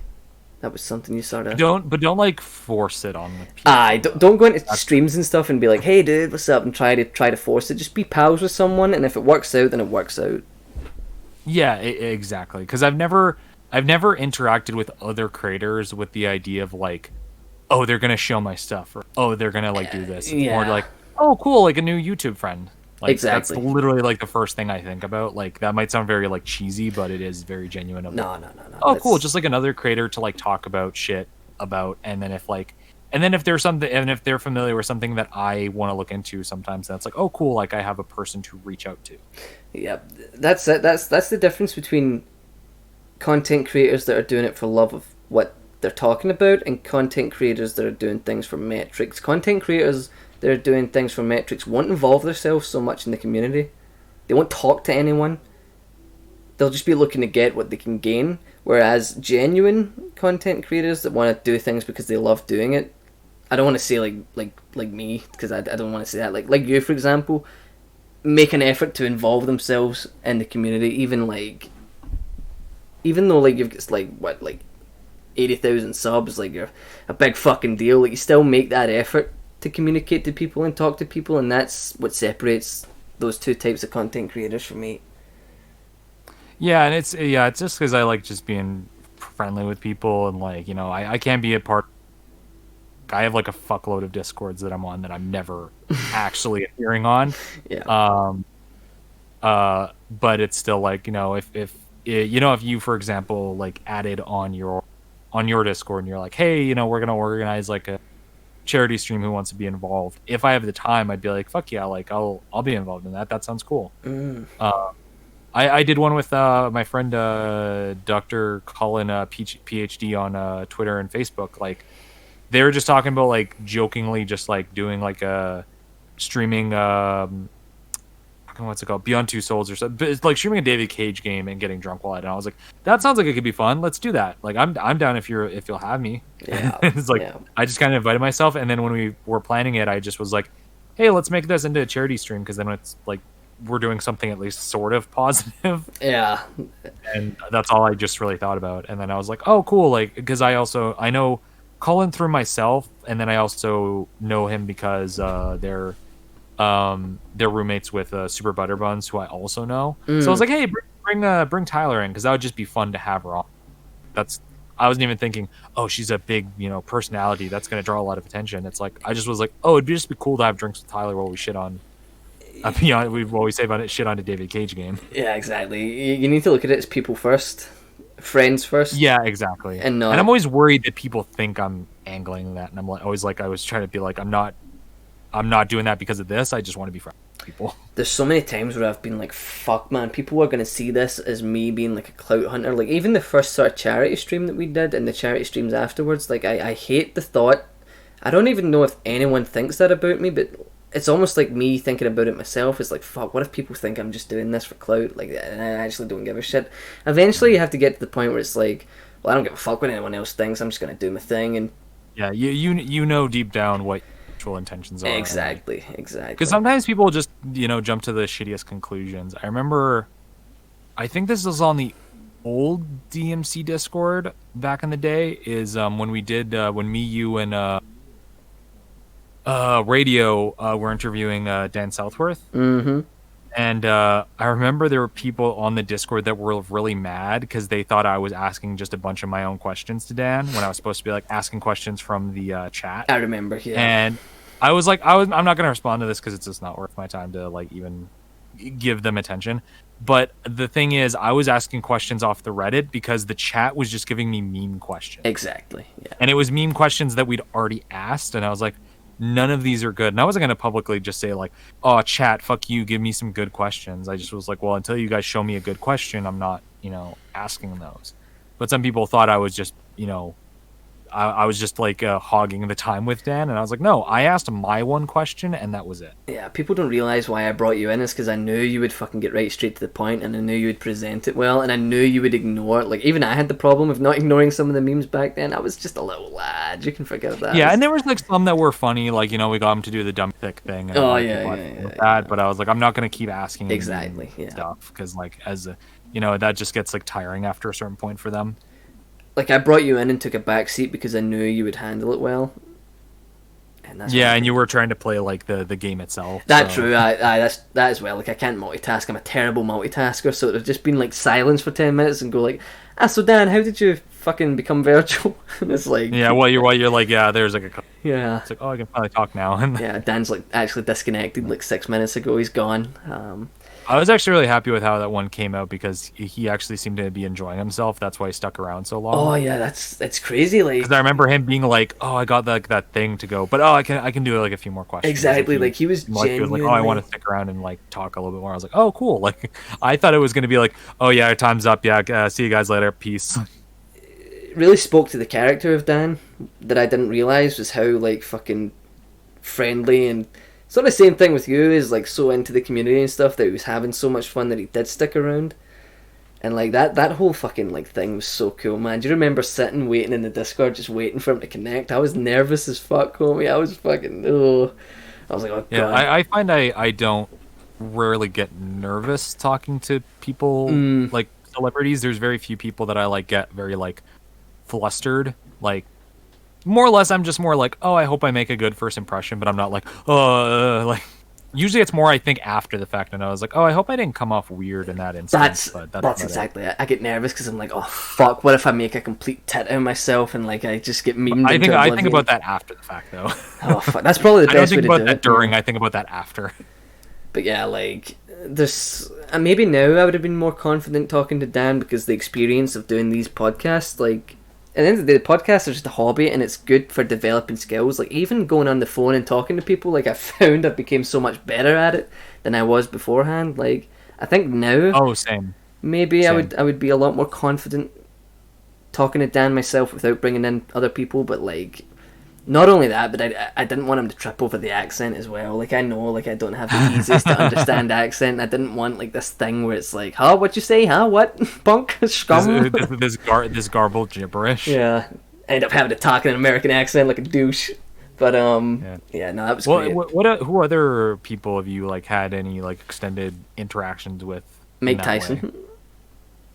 I met Mike Tyson. Yeah, I remember you were telling me about that. I wouldn't even say it's an extended interaction. He just said, "Oh, what's up, little brother?" And I was like, "Oh, hi, Mr. Mike," and like, "How are you doing?" And then shook his hand, took the picture, and left. That still feels crazy. That was before he got banned from the UK. Oh shit, that's right. Yeah. Then he knocked me out and actually yeah, ate one of my ears too. He didn't. No, the thing is, I'll have to put that picture on Twitter sometime. But he didn't look into the camera for the picture. Something must have caught his eye. He looked into the camera for my dad's picture, but for my picture, something caught his eye and he looked in the other direction. So, He's ignoring you. Yeah, pretty much. He was like, "Who is this white boy? Get him away from me. He stinks." He's banned from the UK. Yeah. Sorry, go on.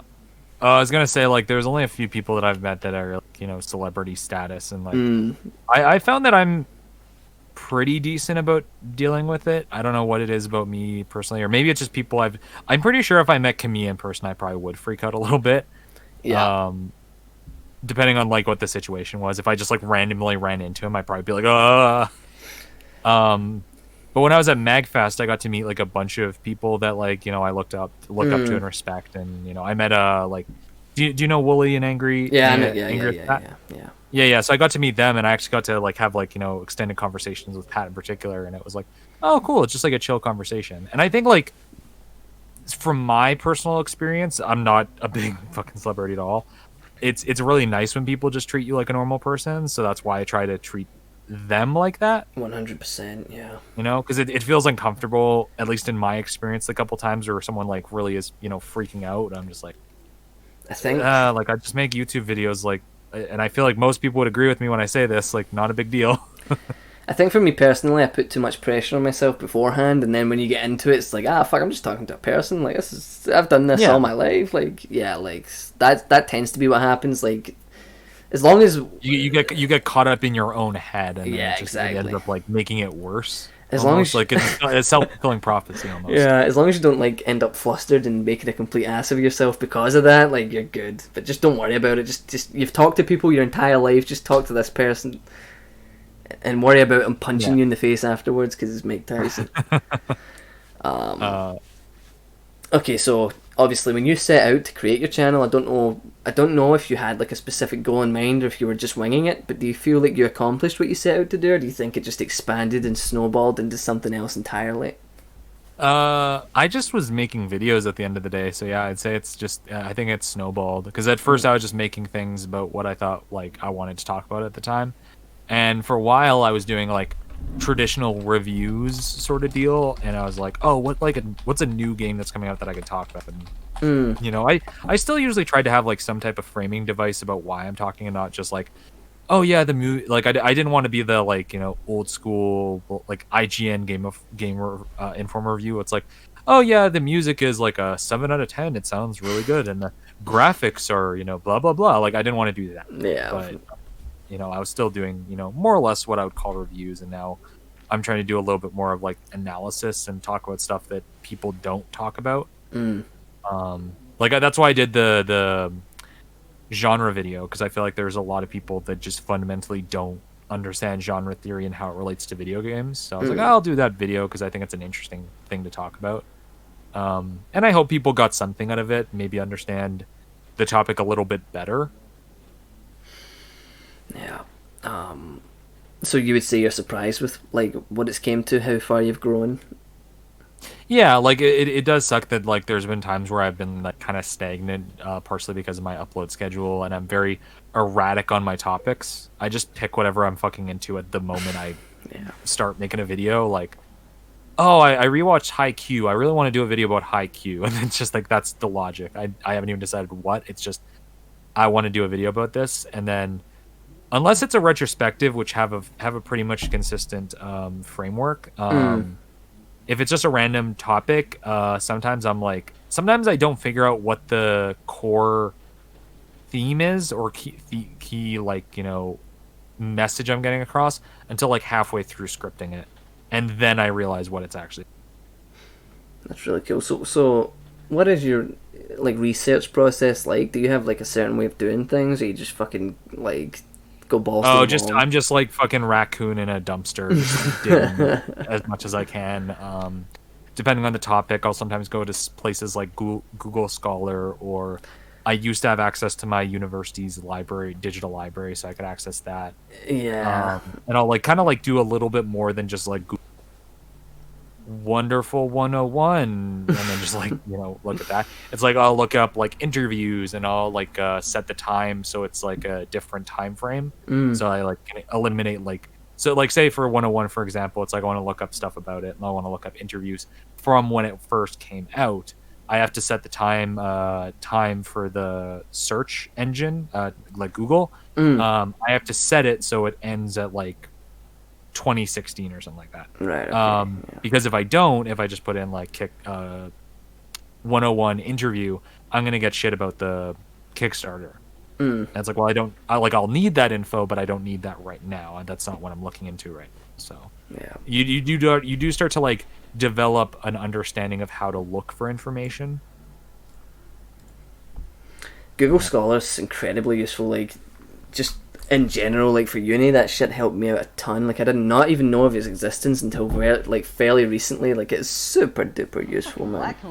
Smokes. It's really good. And Wikipedia is also good if you just want sources. Like, don't use Wikipedia as a source, Scroll but you down. Can find citations. Yeah, exactly. yeah. Scroll down. Like, I remember when I stumbled on that, I think last year, I was like, fuck, wait, Wikipedia has like a sources section, scroll down and like, holy fuck, there's a goddamn goldmine. Yeah, like that is great. Or if you're reading reading about the development and then it's like blah blah blah blah blah and then it says like 2, just click on that and it'll bring you to the source. Yeah. And it's like, okay, you can fact check these things. Like that's the thing, is like I don't just go, oh well, I read someone said it's like Devil May Cry 4, for example, because I think Codex was asking me about it when he was making his video. He's like, do you have any sources for people saying that the development was like cut short or they didn't get budget? And I was like, I've heard that multiple times. I could not for the life of me find any source to verify that, so I didn't state it in the video because I can't. There's no proof of that. So right? Yeah, of course. I would at best say it's speculation. Which again separates the good from the clickbait. Yeah, that's super. Because that's the other thing I tell people is like, if you're doing your research, fact check everything. 100%. Like if you're only finding something from one source, triple check. And like even then, for me, my university, like if I only use one source, it's not gonna get far. Like you have to branch out and get fucking things from everywhere you can. Like just for me, my approach to uni is just get as much as I can and stick it in there, unless it's like completely unnecessary or irrelevant. Like if it's somewhat relevant, get it in. Make your references section fucking 3 pages long if you have to. Just do it. That's what got me an A in my recent coursework, and I've never had an A before in my coursework. So, and that's honestly a big influence on my video style, is that it's influenced by the time I spent in university. Because I learned those types of like lessons, like fact check everything. If you present a article to someone and it's like, well, none of this has been fact checked, it's literally this one person is saying this, but there's no backing to it, it's not a good source. And that's something I've learned to deal with in regular life, where like my conspiracy theory aunt is sending articles about shit, and it's like, oh yeah, this one doctor is saying blah blah blah about the COVID thing, and it's like, okay, I'm gonna look up this doctor and see what his deal is. It's like, oh, he's a fucking snake oil salesman that almost got his fucking doctor's license revoked like twice. And it's like, it literally took me like a second's Google search to find that, and I found multiple articles, so I can trust that that's a fact and not just like smear campaign. So that's fucking hilarious. So yeah, it's always good, even if you're not making video, fact check sources before. Yeah. Too many people are too lazy, which is why the internet is so good at spreading misinformation. Is because people are too fucking lazy to check where that's coming from. They just take it at like face value, which is annoying. But yeah. SS Smoke was asking, what are you studying in uni? So I put it in the chat because I didn't want to interrupt you, of course. But it's quantity surveying. I don't know if you know what that is, Fox. No. Basically, like an architect does the drawing up of a building. Okay. He does like all the designs of the building and stuff. I have to measure them and cost them and do contractual stuff and basically like make sure the project flows well financially, which was a great fucking choice considering I was terrible at maths at school. But I'm plodding through my 2 weakest points in high school were English and history. Like most of my channel is like a shitload of writing and a lot of looking into the history of things. So 100%. Like don't take like your skills in school is like all you can do, because 9 times out of 10, in my case, like I never failed maths because I was incapable. It's because I didn't give a fuck, which obviously I regret now. That's always been my thing. Yeah, but like just you'll surprise yourself when you get older. Is this why you don't play DMC3, Mike? Can you please just shut your face? I don't play DMC3 because 4's got the better high skill ceiling. Okay, I don't want to do maths. Nah, I'm only joking. All skill ceilings. We'll need to ban Mike's Twitch while we're at it. Oh yeah. Just suspend like everything. It's because he's Canadian, Fox. I'm sure he'll agree. He's so annoying. Yeah, I gotta like hide my information on Twitter just so they don't know who I am. Canadian, get them off. Canadian, oh God, Canada. We don't want this on our platform. As much as I joke about Canada, it's still like one of my favourite places I've ever been. Toronto is fucking amazing. So, yeah, Toronto is really nice. Montreal is really nice depending on what time of year you go and what area you're in, because some areas of Quebec are assholes. Ah, really? Yeah, it's the French thing. It's just of like course, very much yeah. like if you're not speaking French, fuck off. Yeah, that's. But if you go to Montreal is like super nice. So what is there about Montreal that you would recommend then? Sell me on it. I'm not the best person for it. I just know there's like a lot of like landmarks you can go to. Right, it's got a very interesting culture specifically because Canada is like Canada for the most part is very like homogenized with America for the most part. Yeah. But like Montreal feels like a very unique thing. It's got like a lot of the cobblestone streets and stuff like that. Yeah. So, but I don't know how much that would influence you because you're in the UK, so that you wouldn't be like impressed by a UK influenced of country, course, or a French influenced country. Maybe French, like I can understand that, but like cobblestone streets and stuff, we've got all that stuff here. It's actually just. You can also get a really good poutine there. Poutine. Yeah, poutine. What? But yeah, that's. I think it's really cool just like visiting other countries. I was gonna come to the UK this year if it wasn't for the COVID stuff. Yeah. I was aiming to go to like London, like October-ish, and then fly over to Dublin. But I doubt that's gonna happen this year. If I had to make a recommendation for you, like do London. London's great. Definitely do Ireland. But if you're gonna do Scotland, it really depends on what you want to get out of your trip. If you're into like nightlife and stuff like that, or like if you want more of a city, you go to like Glasgow. If you want more of a tourist thing, you go to Edinburgh. I was gonna say I know Edinburgh's a good place if you want like a really historical type of experience. Don't go anywhere else. Everywhere else is a shithole. Don't waste your time. Unless you go to the Highlands. The Highlands are quite nice. There's some nice villages and stuff up there, but the people are a little weird. You know, they're like. Mick, rip all your money if you go into London. See, honestly, I didn't think it was that bad. Like me and DNC went for a couple pints, and I don't remember them being that expensive. Maybe I just went to like a very bad pub or something, or like Hammersmith wasn't too crazy, but London didn't seem that expensive.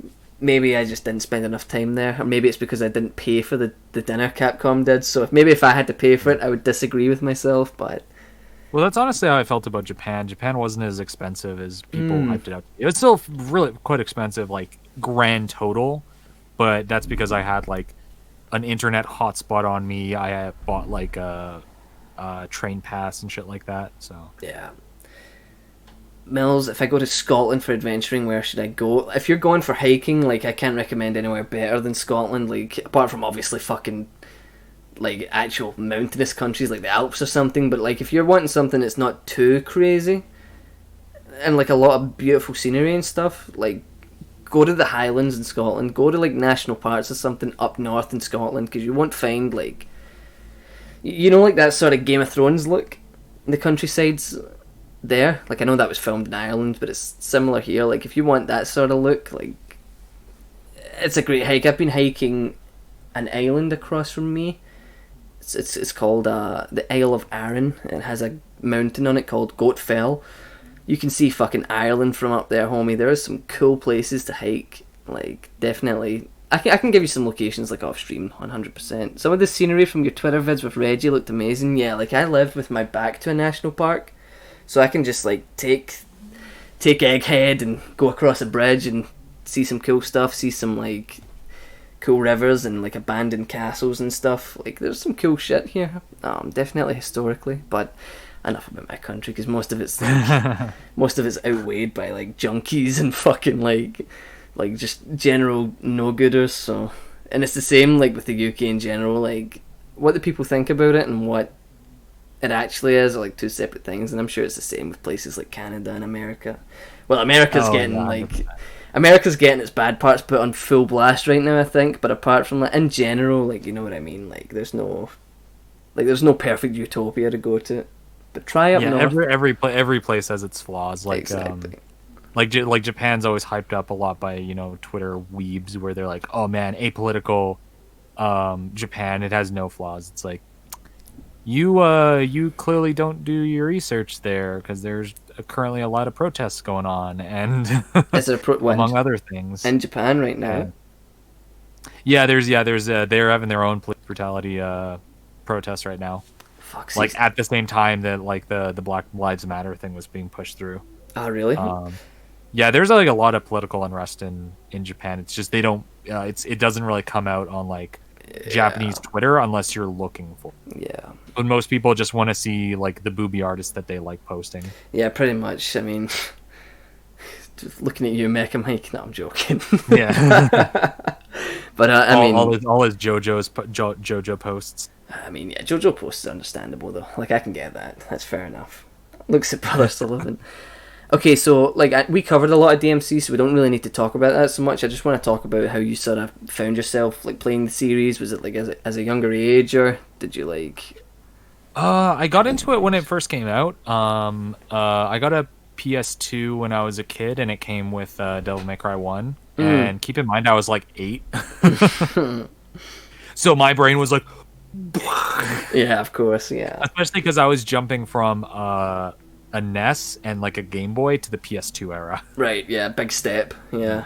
Yeah, big step. I still played like Super Nintendo and N64 at like my friend's place, but like first time I've had like this type of generational leap at my own house. Voice acting and stuff, yeah.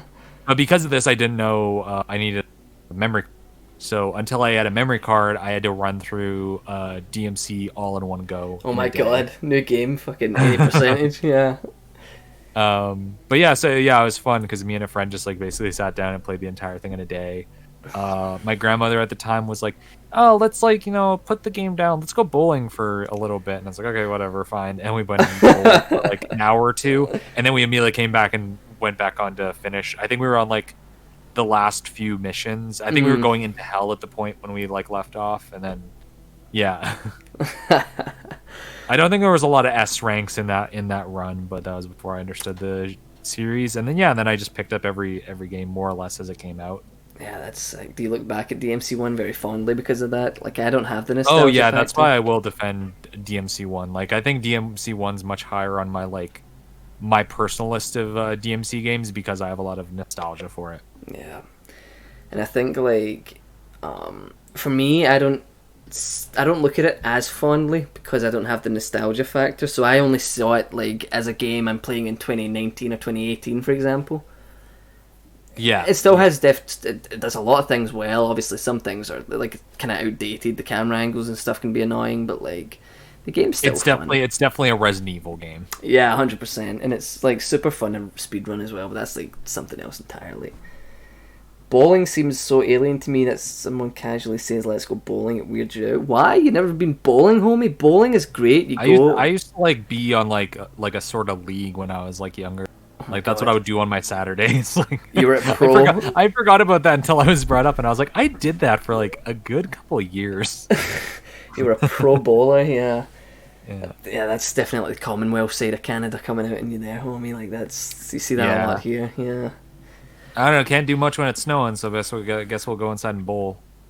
I guess the last question I have before we sort of move on to the Twitter questions, because I don't want to keep you for too much longer. Would be your thoughts on 5 a year later as a game. Has anything changed, or like you still pretty concrete in your opinion of it? I'm still pretty much overall like pretty concrete in my own personal perspectives. I haven't gone back to it much, but that's kind of how I am with a lot of games. Once I've like put hours and hours and hours into making a video about a game, it's very rare that I immediately go back very quickly. Mm. I think I played it like the other day, a good couple weeks ago, and I was like, yeah, this is still a fun game. I really like this. Yeah. Yeah, I'm pretty concrete in like basically everything I said about the video or in the video, but I do still agree with the style community. It's like it would be nice if all this stuff wasn't taken out. Mm. But again, that's not my problem. That's other people's problem that I sympathize with. Yeah, and I suppose like the whole thing we talked about earlier, the post-launch support could be like a factor, but besides that, the game itself is still like, yeah, you still feel pretty concrete about it. Yeah. Okay. Let's move on to the glorious fucking Twitter questions. You know exactly whose question I'm going to start with. This one... Mixed. Yep. Mick here says, when you initially decided to tackle the DMC retrospective, did you go into it with the idea of fully destroying the viewer's ears with that opening, or was it an unfortunate editing mishap that will follow you into the great beyond? That is like a funny meme that's followed me, and I don't even blame people because it is funny. That was by accident. Because that intro is very loud on its own. Because like I didn't add volume to it. That's just inherently how loud that game is. So when I made that little intro, I just put the game audio in and just re-edited the. I added in like the glass shattering stuff, and that's the most I've done in After Effects is making that like glass shatter. Oh really? Stuff. Yeah, which I'm still like thinking back on like how inexperienced I was with editing. I'm still like, man, I did a decent outside of like the audio. That's still like a half decent edit. But yeah, I didn't recognize it, and I wasn't getting a lot of views when it first came out, so I didn't know how loud it was for people until I was like editing the third retrospective. Mm. And then a lot of people, and then I suddenly started getting an influx of people, and they were, telling me, "Holy fuck, that thing's loud." And I was like, "Oh, okay." And then that's why in the third one it was corrected. Yeah. I got the feedback because the two, I just slapped the little intro I made into it. Yeah, like I don't know if maybe YouTube Studio has like tools to go back and correct that. I looked into it multiple times. There's unfortunately nothing in YouTube Studio last I checked that lets me mess with volume. You would think there would be. That's ridiculous, isn't it? Like, yeah, it's really ridiculous. The only thing I could do is I could change the music, but then it's like, well, then it just doesn't work. Yeah, like it's completely different. Yeah, like that's bullshit. Keep it. It's lower. Yeah, pretty much. It's like, yeah, like I'm pretty sure every time like we've spoke, like at least with Mick and Toe, he's always brought that up every single time without fail. So like, there's no getting rid of that, homie. I did like the little part where you. That's just a part of my lore. Yeah, I did like how you put bracket audio warning or whatever. That was pretty funny. Yeah, that was cool. Because I saw that person that makes what's the YouTube videos? They're like something to do with Smash Melee or something like that. I think is what it's called. I don't know. Someone in the chat maybe. Yeah, so something about Smash Bros. Animated, and they put loud sound warning in the title because there's a lot of like screaming and shit like that. So I was like, okay, I'll just put that in my video. You adopted that strategy. Yeah, fair enough. Okay, on to the next question. Bat with the pen, sorry, who I think is Kiva, wrote, at what point did you adopt your fursona and make a channel with it? So originally, I had like some idea about what I wanted to make a channel with. The first like, again, this is like when I was bouncing ideas off like a friend of mine for like a channel name, and at first I was gonna go with something really lame like University Gamer or something like that. And oh my god, am I so glad I didn't go with that, because that's the most like freaking nothing generic name ever. Now anytime I see something gamer in like a YouTube title, I'm just like, yeah, that's a very dated approach to your name, or something the gamer or something like that, or the the Angry Gamer is like a staple, but like, anything like that. Yeah, you can't. Like, yeah. Can you think of something a little bit more creative? But then I was like, well, I had this idea of like naming it Starcade, because that's like just a name I had been playing around with. And then I realized JonTron had made his back in the day when I watched JonTron, he did his. I think it was like a Star Wars thing, like a series of Star Wars related videos, and I think yeah. I think if I remember correctly. So I was like, okay, well, I don't want to use that name. Well, what else could I put it? Because I wanted to use the suffix, yeah, cade, because I was like, arcade, haha. And I was like, yeah, foxes are like a cool thing. I like they're a cool animal, and they're known for being mischievous and sneaky kind of within like how we perceive them as characters. So I was like, yeah, let's go with that. Like that, that works for me. Sneaky. And then I just picked it, and I didn't really think of like furry culture as like a thing I'd have to be concerned about. So. Damn it, yeah. In hindsight, yeah. I mean, foxes. Because people think I picked that because oh, he's a furry, so I did that. I was like, I literally was not thinking about that in the slightest. Because me and iPatch Wolf have talked about it before, where it's like we're lumped in with the community solely because we have animal avatars, when it's like we just picked them just because like that's about the farthest logic we have. Yeah, but there's no point getting mad about people calling us furries, because like they're just looking for something to like shout at us. Just yeah. I mean, just what do you? It's like if someone calls me gay, it's like I'm not gonna get mad because it's like, yeah, I'm not gay, but like you're just looking for something to antagonize me with. Yeah, like you just can't get insulted by something like that anymore. Fucking like 2020, like there's. I mean, someone calls you gay, just say, and what? Gives a kiss. Come here. Like even if you're not. What are you hitting on me? Yeah, you want to know your chances? You want my number? But yeah. Also, you say foxes are sneaky, but like I've got a fox set right beside me, and like every goddamn night those bitches come out, they screaming. I don't know if you've ever heard a fox scream, but it's terrifying. Like there's been a few times like, my God, someone's house is on fire. What's going on? It's just fucking foxes dancing around, screaming at each other. But So Sky put a question in the chat just now. I don't know if you saw that. He said, "What do you guys think should be the genre name of the?" I think stylish action serves the purpose pretty well.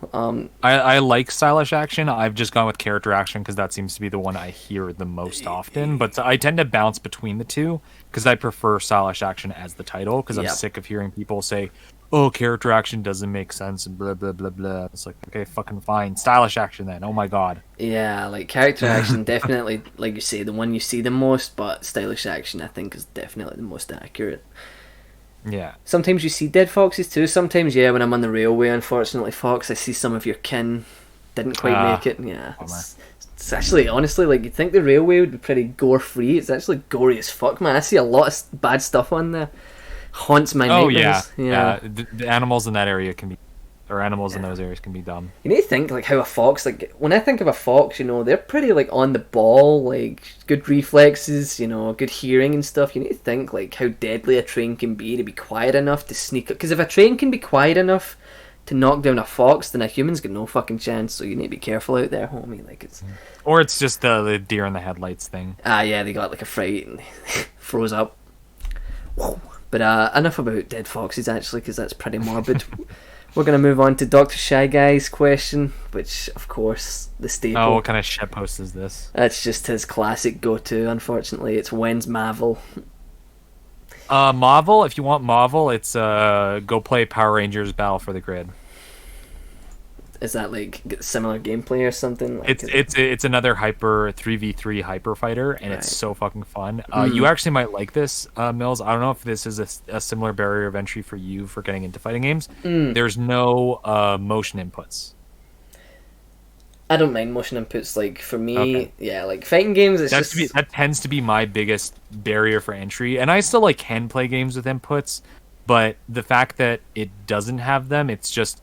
You have a button for your light attack, medium, heavy, and then your special button, and then you dictate how those things come out with your directional input. Right. Okay. Yeah. And it's you eliminate the execution part of it, and it's solely just knowledge and how you approach it, like how you understand the game. Sans Esparta wrote that it has Virgil in it, and now I know exactly what game you're talking about. Came out fairly recently, has fucking Dan Southworth in Virgil mode, but voicing Power Ranger. Yeah, okay, yeah. He's voicing the Power Ranger he did the Quantum Ranger, I think. Yeah. It has two Virgils. It has a Virgil-like character who does the Ido type kind of sheathed stance and then just shoots out sword sort of deal. Yeah. And then why didn't they get Dan to voice him? Got that because he'd done the Quantum Ranger before. Yeah, that makes sense. Yeah, it's because they already got someone in there. But yeah, that game's like that is the like spirit of Marvel in there. Got a question here from M7MD. He writes, "What do you think about Sparda's prequel, Devil May Cry 0 episode of Sparda? Do you think it's the next best move for the series, or just let Sparda be the mysterious, legendary character that you know of, or that you know little about, rather?" I really would push for that. I want that. In an ideal world, it would be to the level of like MGS3, where it took like a really character you kind of knew, but it was mostly a villain, and give them like worlds of depth.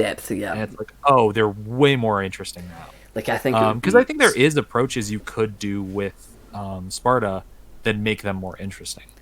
And I think the best way to do that is like do the opposite of what MGS3 did. Try and villainize Sparda a little more, and then delve into his motivations, like when he meets Eva and stuff.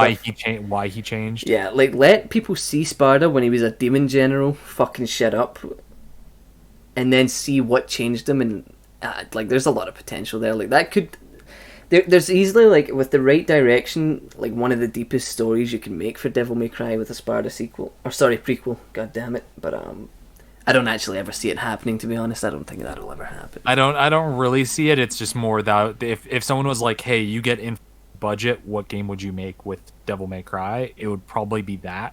Because it's the thing I have the clearest vision of what I would want to see. Because people sometimes say, oh, it would ruin the mystery of Sparda. And I'm like, he's not really that, like, there's not enough about him to make him that interesting by the mystery of him, if that makes sense. Yeah.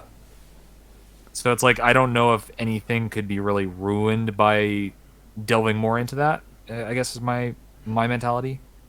And this is assuming it's done well. Like, obviously if it fucks up, then yeah, that'd be a shame, but yeah. I actually, just real quick, forgot to ask a question because I'm super professional. But it was simply the goals for your future of your channel, and if you're going to like try and focus on Twitch or stuff like that, like what are your goals going forward? Twitch is more or less like a hobby sort of thing at this point. Yeah. It's more like, maybe I want to go stream,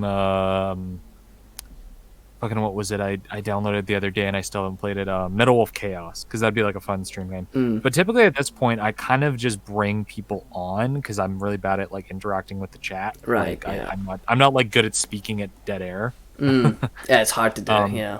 So if I don't have a hyperactive chat, like constantly giving me stuff to respond to, I'm like, I don't know what to say, and you kind of get tired of like as you're playing, you'd make like your little like, I'm still here noises, like. Yeah. I notice like so many fucking people do that, and it's so funny because it's just I don't know what to say, so I'm making noises basically. Yeah.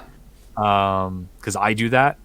Same. So nowadays I just bring people on to talk to. Like I'll just be like, hey Millz, are you free on Saturday? Do you want to just chill and talk and shoot the shit? And like I have like a lot of different people, and like no topics are really like taboo. Like I have my friend Justice Kazian, and we'll talk about fucking like LGBT issues and like shit like that. Like they're very much in that community, and they're like a big activist type person. So we'll like talk about all that shit because I like people to feel welcome to be themselves on these things, and you don't have to be like hyper professional mode.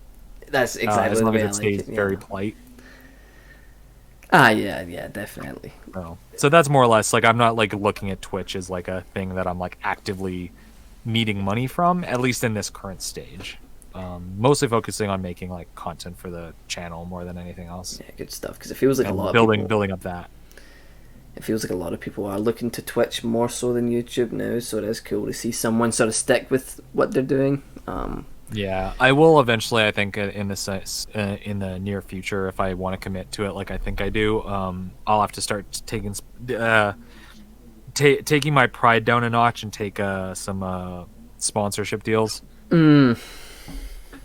Yeah, it's not something I want to do, but it's something I'd have to do if I'd want to do it full time. Because YouTube, like if a video doesn't do as well as I'd like it to, then it's not like, oh fuck, that's rent for the next week or that's rent for the next month. Yeah, right. Yeah, I think like this makes me like realize how much of a goddamn fucking sellout I would be, because if I had any sponsorship deals, it's like, yep, signed.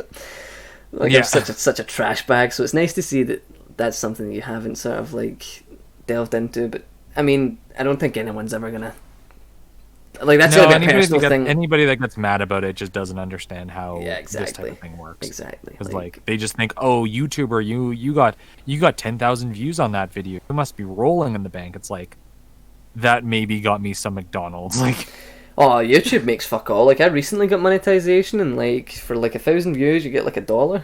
It's like 10,000 views. Fuck all. That's nothing. And I don't even know how the payout system works with Google, because it's like the sources are just shite. Like it doesn't explain it well. You really get I've had so many people like ask me how it works, and I'm like, I have a vague sense. Trust me. Like I know the vaguest idea of how it works and how money's doled out and what earns cash how, and like, I know ads are playing. I know X amount of views typically equals this, and that's about all I know. Yeah, it's like I think you need to reach a certain threshold to get your money. I don't know. Like it's a bit confusing. Yeah, I know that happens. You need to be making more than $100 to get your payout. Right? Is that what I'm understanding of it? Is there a time frame there, or just once you earn $100? Once you hit that, once your collective earnings reach over 100. That's fucking crazy. That's never gonna happen for me, homie. I'll need to fucking start clickbaiting. You're gonna see me real soon talking about Virgil DLCs. But nah. Yeah, exactly. Rumored DLCs from a guy I know. Like I'm never ever gonna take this as a job. I don't want it to be a job, because once it becomes a job, it becomes stressful, and I no longer want to do it. I want to keep this where it is right now. I'm happy with where it is. I think that like other people deserve more attention than I do, because I'm not particularly good at one thing or the other. I just do a whole bunch of things because I think they're cool. But yeah, I definitely don't ever want to see it as like a job. Anywho, we are going to move on to Amazing Gaming's question. He writes, well, he's got 3 questions. He says, what are your thoughts on DMC5's stories and its characters? Which you kind of spoke about already, but you can sort of briefly mention that if you want. Okay, I think I remember this tweet. With 5's story, I still like it. I like how it wraps up basically the Sons of Sparta, storyline, and that's why I think it's really cool that like if we get a potential 6 down the line, I hope it's going to explore new territory, because it's like, well, we've basically closed the book, so to speak, on Dante and Virgil's history together. Yeah. And I know it's controversial statement, but I think like we can kind of move past. I'd like Dante's moveset and personalities to still be in the game, but I think we can have like different characters being the focus following this. I know for some people that's heresy, but it's just what I think would be, give something new to the series just to explore, rather than just like dragging out the tired characters over and over again. But the one biggest problem I have with 5 is still that Trish and Lady just add nothing. They're so disservice in that game. It's frustrating. Yeah, like, do you remember at some point they said before the game released that like they were careful about how much skin they wanted to show for the women? Then like you play the game and it's just ass, titties and ass. Yeah, that was very weird. And it's a bummer, because like they didn't even have like any real cutscenes of them like fighting demons, really, which is like, couldn't you have given them like a cool cutscene or something, like anything? Yeah, like they fucked them up really bad. Like they are just like, I'm surprised it's actually not gotten more heat than it has when you think about it. Like it is just like sort of like reducing these characters to their bodies, and I don't want to sound like some sort of fucking like, like I'm like super offended. Oh, how dare they? Yeah, exactly. But it is a valid criticism. Like if people want to make that statement, I think they're right for saying it, because like the 2 most prominent female characters in the series basically got nothing outside of being like naked, and being damsels in distress, which sucks because they're fucking really cool badass chicks that like are more than that. Yeah, like they can fuck shit up. Like I wanted some, like, do you remember the DMC4 Special Edition intro for Lady and Trish? They're fucking shit up together, but they're also rad. That's such a good cutscene. But they're also passively aggressively like trying to hit each other. Not hit each other, but they're like teasing each other as well. Where like, oh, I could have hit you if I wanted to, type thing. Like I wanted more of that shit, and it just didn't happen. All you got was butts and Lady Yeah, had like the like fact one that good line. like Lady can hang tough with fucking Dante, and like dude, she got nothing. Yeah, she's like a basic As a human. human, she can hang tough with all these like demons and half demons. Yep, and she got absolutely nothing. But oh, she's got like a decent ass. Not even that good. Do some fucking squats, homie. Like, jeez. But yeah, I mean, 100% agree with you on that front. Amazing Gaming asks, who is your favourite DMC Advanced player? Be very careful with your answer here, Foxcade. Be very careful. I don't watch a lot of advanced players, if I'm honest. Like I just kind of peek on who's doing what, but I don't have like a I'm gonna go watch this person. It's more what comes across my screen sort of thing. But I'll check out like what Chaser Tech's occasionally doing if he posts something. I'll check out Vash's streams on occasion. I'll like peek my head in. Dungaree's the fucking Dungaree. Okay, then I'll watch your stuff when you post like a combo mat. You don't have to be nice, Fox. Come on. Well made. No, like I'm being genuine. Like when you post like something, I will give it a watch. I've retweeted your stuff. No, I appreciate it. I'm only fucking with you. I definitely appreciate it. But yeah, like so I don't really have like a set favorite, but I have like people that I'll like check out.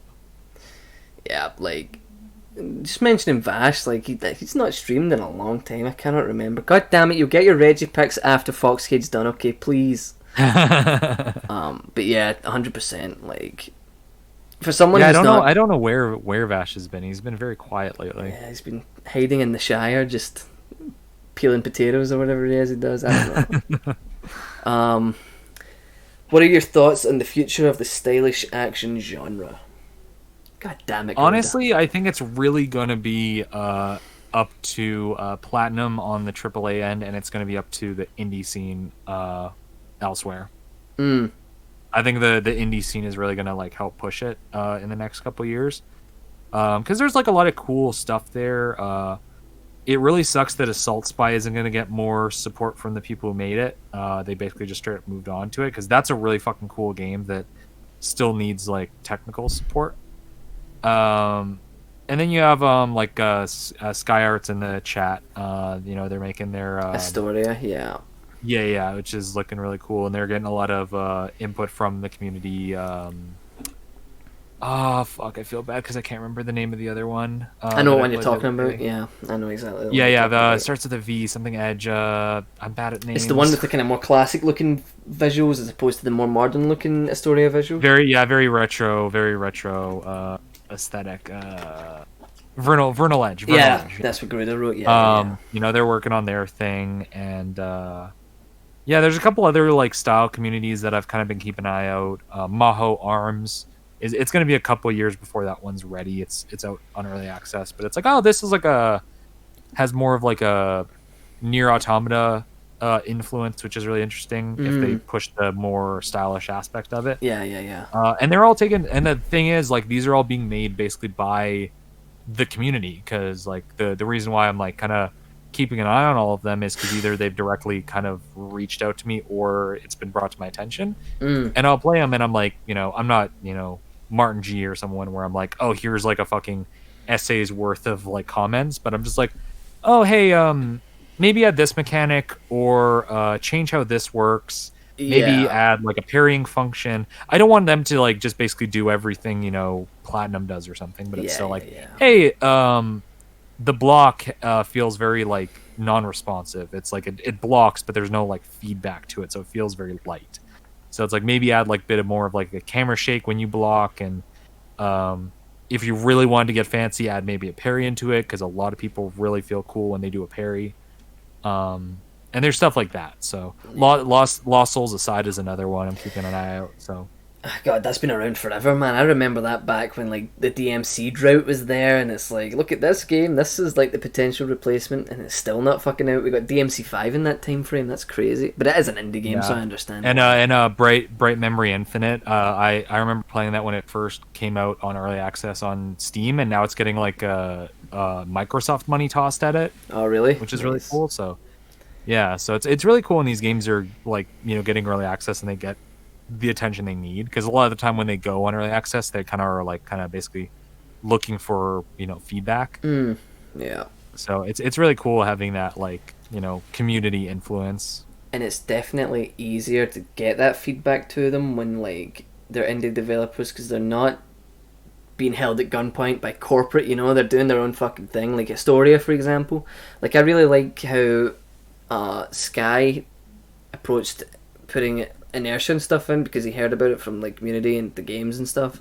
I think it still needs some work. I think what Sky should do is do some field research and go into DMC4 and fuck around and see or feel how these systems work, and then implement them into his game, because there were some things that worked and then there were some things that, like, okay, that's kind of crazy. Like, you could get inertia off the walls, which, like, not like a bad thing or anything like that. It's just like, if you're going to implement systems like that, then you need a really good understanding if you want to implement. Exactly. Like, and even then, a story. I was going to say, not even doesn't have to be, oh, implement this by looking at it. It's like, check it out and see if it's something you would want to implement, or if that gives you inspiration for doing something else. Yeah, because like what inertia looks like and what inertia feels like is like two separate entities, like whatsoever.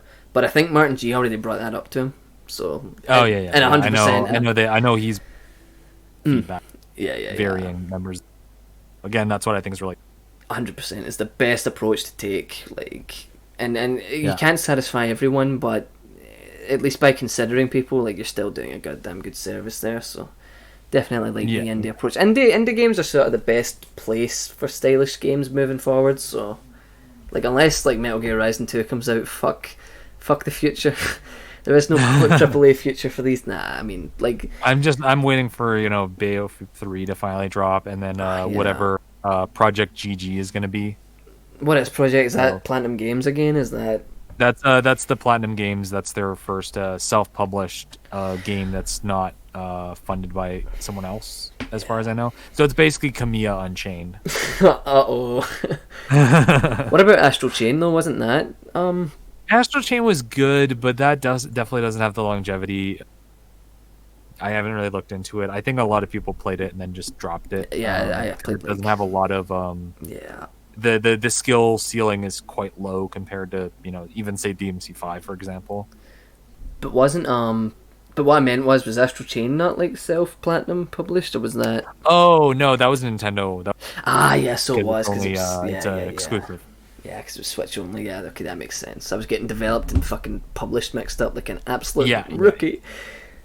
Okay, next question is from Damnation. He says, what do you expect of the incoming DMC anime? I honestly have no fucking idea, because I was talking to someone about this, I think yesterday. We've heard fucking nothing about it, and it's been like 2 years, almost 3, I think. Yeah. And it's like, fuck, like that, like, same with Bayonetta. It's like, I don't want to like assume the worst just because they're working in quiet, or maybe they put it on the back burner for a little bit while they work on other stuff. But like, man, I just want to know something. Like, yeah, I know. It's like, I would like to get some idea of what they're doing. It's the same thing as the Metal Gear Solid movie by the guy that done Kong, where it's like you announce it and then you hear nothing about it and it just fades into oblivion. Like, the best thing to do is what Capcom did with DMC5, announce it like within a year of it releasing. Oh yeah, I really appreciate that about Capcom lately, is they, for all their flaws, when they announce something, it's typically because it's basically like on the latter half of development and it's coming out next year. Yeah, exactly. Like, that's the best. Because every other developer, it's like, hey, here's a teaser trailer for this thing, and it's like, got fucking hype. It's in development. We're not going to give you a release date. It's in development. It's like, fuck's sakes, fuck off.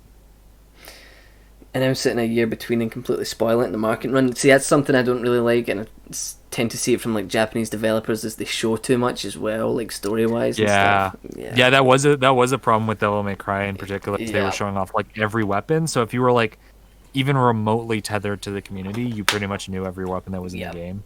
Like, I would have been so much more hype unlocking King Cerberus if I didn't know that was going to be in the game. Exactly. And I think Vash made a very good video about that, and it sums it up better than I could do. But yeah, like, there's some things you can reveal to the community, like, Rebellion, maybe the gauntlet weapons and stuff, but fuck me, like, announcing everything, and then saying that there's secret weapons in the game and stuff, and then you're like, oh, there's gonna be so much cool shit we can unlock. It's Kalina Ann. Okay. Yeah. Oh my god, Garuda, stop. Okay, we've been through this countless times, jeez.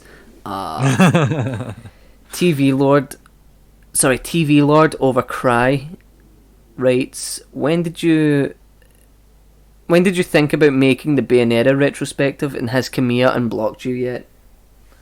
No, he's not unblocked me as far as I know. I don't done that part of the 101 thing yet. I kind of hold it as a badge of honor sort of deal because I think it's funny. Because then I just push that as lore. Like, I recorded myself going to the Umeda Sky Building in Osaka, and like, you know, going to the sign where it says like platinum games, and like going outside and be like, Kamiya, show yourself. What are you? I've never posted it. Just because I'm not like that loud, especially because I'm out in public, so I didn't want to like scream it. Of course. Yeah. Yeah, because I'm like, oh, I don't want to make a scene because I'm like all by myself and a bunch of Japanese people, business people coming out of work to see some like fucking 6 foot tall white guy just like screaming Kamiya. See, I'm not as bold as Mega 64. Oh yeah. Like, see, the thing is like a lot of YouTubers and stuff, I don't know how they'd work up the courage to do some of that shit, because I just couldn't. I could not. Like, if I was with people, maybe I could understand, but doing it yourself, fuck that. Like, yeah, like speaking like on like vlogging. Like I vlogged when I was in, but I just recorded footage. I didn't really speak over it much because I felt weird. So I'm just like, if I were to make something, I'll just add voiceover after the fact. Yeah, but it's just footage I have in the background if I ever need like B-roll for when I talk about Japan stuff. Yeah, pretty much, yeah. But yeah, so I was like, oh, that'd be like a funny bit, because I do have that footage lying around in the background somewhere. It's in the archives. Yeah, it's in the archives. I was hoping like they're probably not, because I went like at 9 o'clock at night or something like that. I went pretty late, so I was like, I probably won't run into anyone, but that would be like neat of like, because I also just think that like Sky Omeda building is just a really cool spot to go to. So it's like just like an extra bonus. Right. Yeah. Because it's got like a fantastic skyline. It's fucking gorgeous up there. Oh yeah, I can imagine. I do want to go there, man. It's on the bucket list for sure. Yeah, try to sneak into Capcom Japan. Find the Inertia USB that's hanging around somewhere and steal it for the boys. Steal the source code for the boys.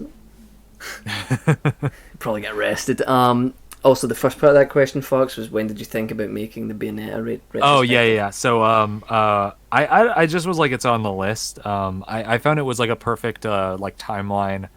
I've kind of like lost the timeline of like the action games because I just do what I want when I want now. But it was just like, okay, after Bayonetta 4, when I was making it, when I kind of like made like in my own head, I made like a timeline of like why I was doing the Devil May Cry series and how each game kind of represented a part of the series. And like the first one set the standard, the second one was like a complete flop and didn't understand what the first one was. The third one, like complete reinvention. 4 is a really interesting game that just, you know, failed due to, you know, multiple factors.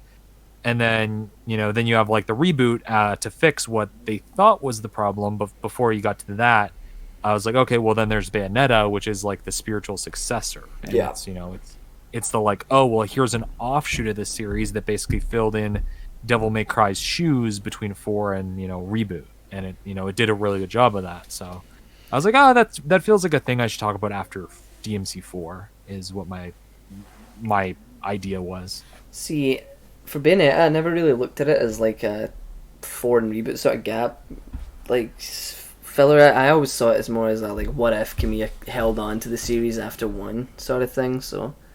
Oh yeah, 100%. Yeah, but I mean, I see where you're coming from with that, and that's interesting. But I do like the approach of just being like, I feel like doing this, I'll do this. So. Yeah, exactly. Yeah, it's just like that's the timeline I had in my brain for covering those games. It's a bit of a strange question, wasn't it? When did you think about it? Like, I was on the shitter. I was doing the toilet. I was on the shitter, and I was like, I should talk about Bayonetta. Bayo is Kamiya trying to outdo himself years later, and he would have if it wasn't for the inclusion of those stupid as fuck systems like the Space Harrier and stuff. I hate that shit. I hate it. Please stop that, Kamiya. I have a bit in my next script where it's just basically like, Kamiya, I don't know if you're like overcompensating for something, but like you need to stop. You have really cool combat systems. We aren't getting bored. You don't need to constantly like hype up Space Harrier or Punch Out. Yeah, exactly, and like Garuda said, like it wouldn't be that Kamiya fucking little like cherry on top if it wasn't for him like including arcade games on top of his games, but like at Yeah, least that make is them true. That's what optional. I'm looking forward to. Like, what's fucking Project GG gonna be? How many fucking mini games are gonna be? People chaining them down. See, as long as they're skippable, I would not have a problem with it. Yeah, that's my biggest issue when I replay stuff on like 101, for example. There's some stuff where I'm like, ah, fuck, I want to play this mission because there's cool shit in it, but like, I fucking hate playing this like isometric shmup section for like 2 minutes or like 5 minutes, however long it takes to finish, because I have to wait for the screen to scroll past. Yeah, and I think like I can respect him doing whatever he fucking wants. Part of me wishes Itsuno took more of that approach rather than. Oh yeah, that's what I love about Kamiya and Yoko Taro is they do whatever the fuck they personally want, and that's kind of the charm. Although I mean, there's an argument to be made that Itsuno kind of did do it because he loves the reboot and included a lot of like elements in DMC5 from it, like the Virgil boss fight, for example. But I mean, it's a complex thing. You could probably pick apart fucking hundreds of different things from the different directors, but like for me, Kamiya, he puts those things in, and even Metal Gear Rising sometimes suffers from it, where it's like there's a segment I wish I could just fucking skip. It's not too bad, but Bayonetta really suffers from it. Oh, in MGR, it's that one section in fuck, I forget what level number it is, but it's when you're going to the monsoon boss fight, and you have to basically walk. You have to walk, yeah, exactly. And I'm just like, oh my god, like, can I just skip this section? It's not fun to play. And it's so long too for how long you have to walk. It's ridiculous. Like even in the speedrun, you have to just grind through that part. You can't skip it whatsoever. It's like, god damn it. The Dump was actually okay. Like in comparison, like the Dump wasn't that bad. But anyway. Is Kamiya actually doing Bayo 3, or was it the guy that done Bayo 2 again? I don't know. We get like conflicting statements about it, so I actually have no idea who's involved in that. I mean, I would like to see Kamiya back for all the flaws Bayo 1 had. Like, I definitely think it was the better game. So, he did have a hand in Bayo 2 Sans. I think he just was like more or less like I think he was like helped write it, and then he was also like a consultant. Like he kind of was like looking over their shoulder and like, okay, yeah, that looks good. Yeah, okay, fair enough. If he's doing GG, then the chances are he's probably hands off with Bayo again, but we'll see. Yeah, because I think he didn't do Bayo 2 because he was working. I think. Yeah. Next question, Mr. K writes, when will you cosplay as Albert Wesker and sing Devil Trigger for us?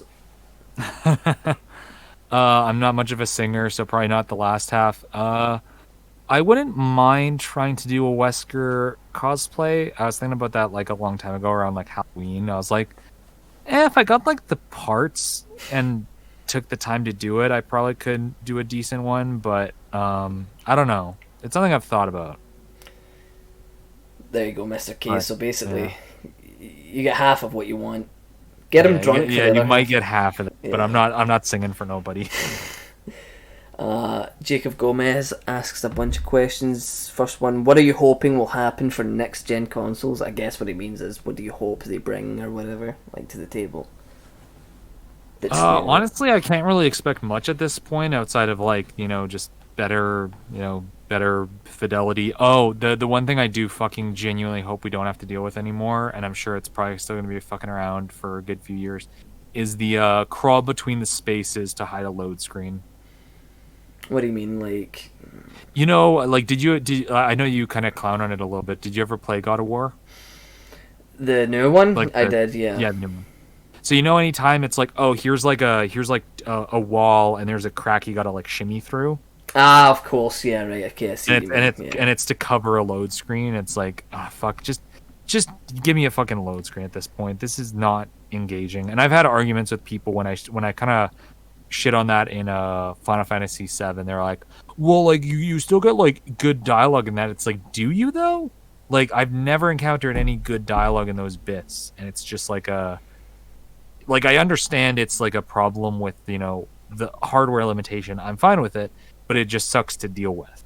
Yeah, and honestly, I think I prefer a load screen.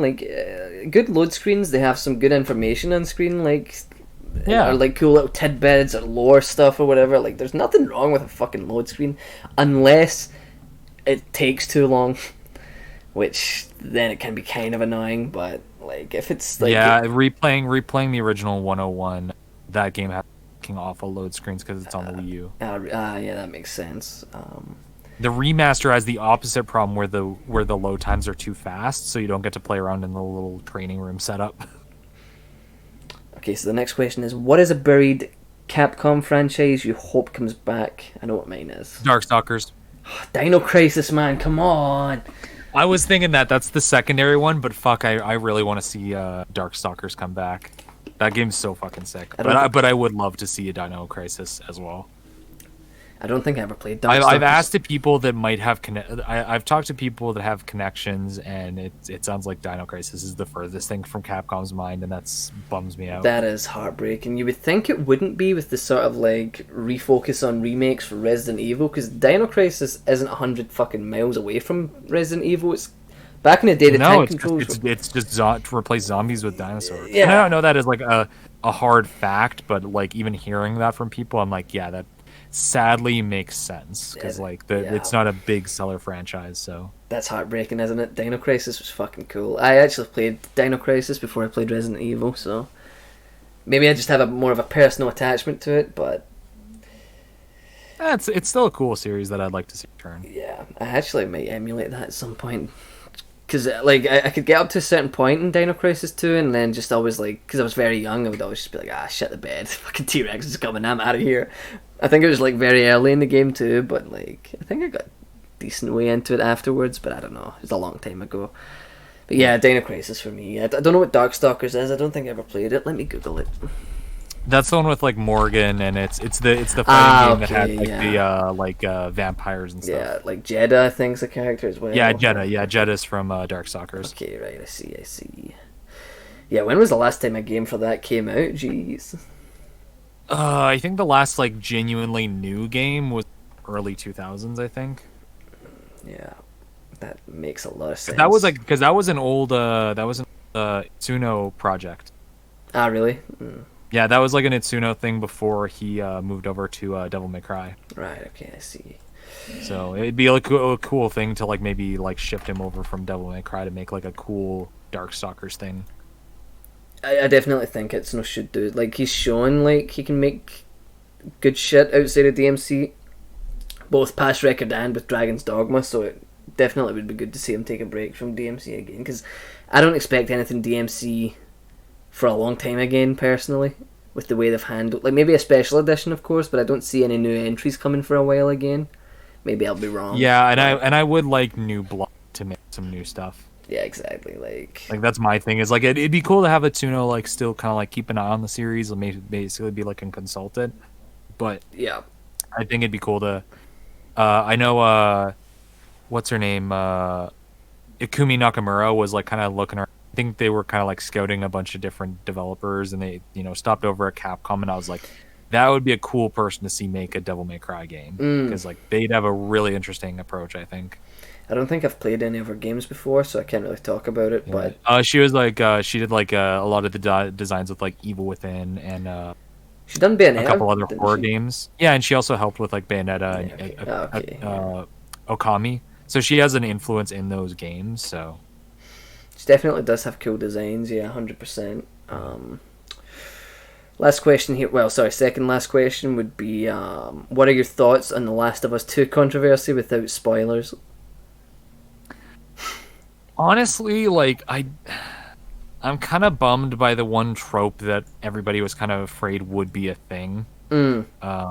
It's I can't mention the trope without spoiling it, but it's the thing that a lot of my gay friends were worried about, and I'm like, that fucking sucks, because it just, everybody knew it was going to happen when they saw the original trailers, and they're like, really hope you fuckers aren't going to do that, because it's really getting tired. Yeah.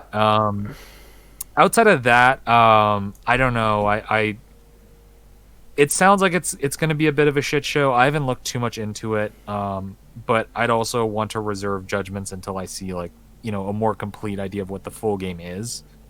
But yeah, from the sounds of it, it doesn't sound great. I don't know.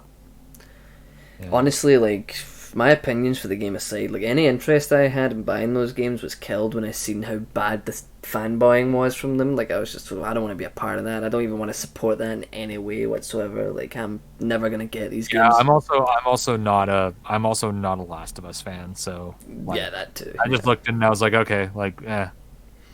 Although like I linked fucking, you know, the song from the Armstrong Boss theme, It Has to Be This Way, like the amount of fucking... Oh, yeah. The amount of comments about, obviously, Last of Us 2, like, that were related to it was so fucking funny, honestly. Like, that's all you see now, and it's such a... If there's something good that's came out of that game, it's the meme. Like, that is... I do hate that the like, I don't know if they'd be, like, anti-fanboys, or literally, like, spreading the spoilers to people that don't want it. That just feels shitty to me. I sort of did that. I mean, I felt bad for it. I think I deleted the actual spoilers and like, yeah. But yeah, I mean, like not like someone that like, you know, you spoil it by accident by like posting something like a meme or something. Yeah, someone that goes out and just. I mean, people that are going to posts like talking about it and then they're just spamming it with spoiler shit. Like a lot of people were shitting on I think it's the Naughty Dog account because they disabled replies, that new function on Twitter, and people like, oh yeah, they're hiding from people. It's like, if I was making a game and people were spoiling it in the replies, I would probably do the same fucking thing. Probably, like, that's understandable. Like that makes perfect sense to me from a PR perspective, and it's not like, oh, they're hiding from criticism. It's like, no, it's because you fuckers are going into every reply section and just spamming it with spoiler shit. I know, that is shitty. Like, I wouldn't go to some... The only person that, like, I was considering doing it to was the fucking super fanboys that were trashing us, but even then I was like, nah, fuck, I've got better things to do, fuck's sake, so yeah, exactly. Better use your... Yeah, like, it crossed my mind, I was like, that would be funny, and I was like, nah, it's probably going to get me banned again, plus it's not worth the fucking hassle, plus it's probably going to fuck someone else over, so fuck it. I think... Yeah. I deleted one post that I made, and then I kept up the stupid video I made, but apart from that, like, I wouldn't go and purposely shit, like, do it to someone who's done nothing. Like, fuck that. That is a bit of a dick move, but... Yeah. Okay, so last question. It's quite a good question. Darkslayer asks, what are your favourite Devil Trigger designs, or what is your favourite Devil Trigger design? So I was really thinking about that, because that's tough. That's a really tough pick. Because I really actually like Nero's design in 5. Mm-hmm. But I also like his design in 4, where it's like a JoJo stand. He's got a stand, yeah, it's cool. Yeah, I really like that was like a really cool interpretation of like, rather than making demonic, it's like, you know, it's like spirit that's overtaking him. And then in 5, instead of giving him like a westerny demon look, it's more of like a Eastern Oni design. I was like, that's really cool. Yeah. But they're at their most cool because they're different from the traditional designs we got. Yeah. I also like the Sin DT for Dante and Virgil. Oh yeah. I think those are probably up there as my favorites. Yeah, Virgil's not so much. I don't know what it is about Virgil's I don't like, but I prefer the concept art of 5. I was gonna say, if I could pick one that was not in the game, I know exactly what you're talking about. The one that has like the blade on his arm. It's so fucking cool, man. That one's fucking rad. It's so bad. It's so like, honestly, I think the fight would have been a lot better if it went from fight. He DTs, and instead of doppelgangering, he's like, right, well, fuck this, here we go, and then just Sin Devil triggers, and then like all the big guns come out. That I think that would have been more intense than just reboot Doppelganger Part 2. But it is what it is, you know. It's yeah. I think I could probably like pull up the like art book and find like some really cool ones that didn't make it into the games, because 100%. There's some ones that are fucking rad that I'm like, man, why wasn't that a design? Like, why did that one get cut? And, you know, it might have just been like what they wanted to do with their art direction or something. But, yeah, you know, I've never been, maybe this might be a controversial opinion, because I was thinking about this question the other day. I'm like, I've never been that in love with the DMC3 Devil Trigger designs. Like, I like that they change based on like the weapon you have. But, yeah, that's like, cool, yeah. At the core of it, I'm like, I think I like some of the other ones more. I think my favourite Devil Trigger design is Beowulf Virgil from 3 and 4. Like, it looks really cool in 4 SE with the modern graphics. I think that might be my favourite. I don't know what it is about it, it's just really cool. Sin Devil Trigger is cool as well. Pull it up because I need to... Yeah, like visual. like get the 4SE version, like Beowulf, Virgil. Sorry if my keyboard's super fucking loud. Mechanical keyboards a pain in the ass. Yeah, like this one. Hold on, I'll send it to you in Discord. Like that design is just super fucking cool to me. Oh yeah, that one. Yeah, that one I do. Let me actually. I like the redesigns in 4. I like the special edition redesigns. Yeah, like hold on. Yeah, that design's really cool to me. I put it up in stream. Yeah, they have like a more slick design to it that I really appreciate. Yeah, 100%. Because I don't think there's even really any bad DTs in my mind. Like even 2, for all its problems, like there's some like cool design elements to it. Yeah. It's such a unique, like just the general. If you think DT in your head, it's such a unique design. I love it. Like, and the fact that they differentiate themselves so well in 3 and 4 and 5 is really cool. And then Sin Devil Trigger was like, do you remember seeing that shit? It was like, whoa, my God. Fuck, I went nuts. Yeah. I was fucking so hype. And then there was a speculation like, oh, do we get to play as them? And fuck yeah, you do. Like DMC5 for all its flaws, adds a whole new mechanic. Yeah, like DMC5 for the flaws it had, man. That first playthrough was fucking wild. I loved it. It was great. And oh yeah, like that's the only game so far that I've streamed like the entire thing from like one end to the like start to finish. Yeah. And oh my God, I had the biggest fucking smile on my face when I was done. Oh yeah, like I had such a blast playing that game. And then you go back and you think about some things you don't like, but nothing's perfect. So yeah, yeah, and I know for me, like going back to it, I really like this game. Yeah, there's some flaws like there's not a lot of complexity to his playstyle, blah blah blah, but like as its own game, if you don't talk about like the style community, it's a very fun game for casuals and whatnot. 100%, yeah. Like even like doing a casual playthrough, I don't think's that bad. I just can't really do it anymore because I'm so used to how the modded game feels. But yeah, exactly. Like I'm really happy. If I remember correctly, it won Action Game of the Year, didn't it? Yeah, it did. Norman Reedus. I was very happy about that because that was well deserved. Seeing Norman Reedus fucking saying "Devil May Cry" was like a fever dream, man. I like couldn't believe that shit. That was crazy. Yeah, that was wild. V player coming through. Garida. V players don't exist. Okay, you're just a goddamn figment of my imagination right now, homie. I got pretty good at playing V, but it's like it becomes the same thing over and over again, and it's like you're just constantly charging Griffin, and then you just throw out Shadow, and you just wait until you build up enough meter to call in a Nightmare. I've got a terrible lack of coordination, so it never ever clicked for me, really, to be honest. Yeah, it actually clicked fairly well for me, but I can understand completely some people are like, fucking, I don't like that character. It's like, fair enough. Like, I don't like that you don't have a control over your character's placement. Yeah. Anywho, I believe that is all we have time for. Well, I believe that's everything we've said. I don't really want to make it like we're on a schedule, but I think that's like us. We're out of content. Pretty good coverage of our stuff. Thanks to the chat for joining, as always. Appreciate it. Where's the pictures of Reggie? God damn it, Fox. Okay, give me a sec then. I'll just pull up my phone because it's too much effort to like add them into OBS and do all that bullshit. Yeah, fair. So what's your plans for the rest of the weekend then? Are you get anything? Suppose you can't really do much with the whole... I gotta fucking work on that 101 video. I've taken so much time and I haven't gotten anything done. I've gotten a lot of recording done. I'm just not committed to writing yet because I'm just that bad at it. Fair enough. Is that like the... Like, for example, you're making combos, you have to grind and just, like, do things over and over again. Is that, like, the equivalent? The rating is, like, the grind that you do not look forward to? Is that, like... Yeah, exactly. Because it's just me constantly throwing myself at a blank page and hope something comes out of it.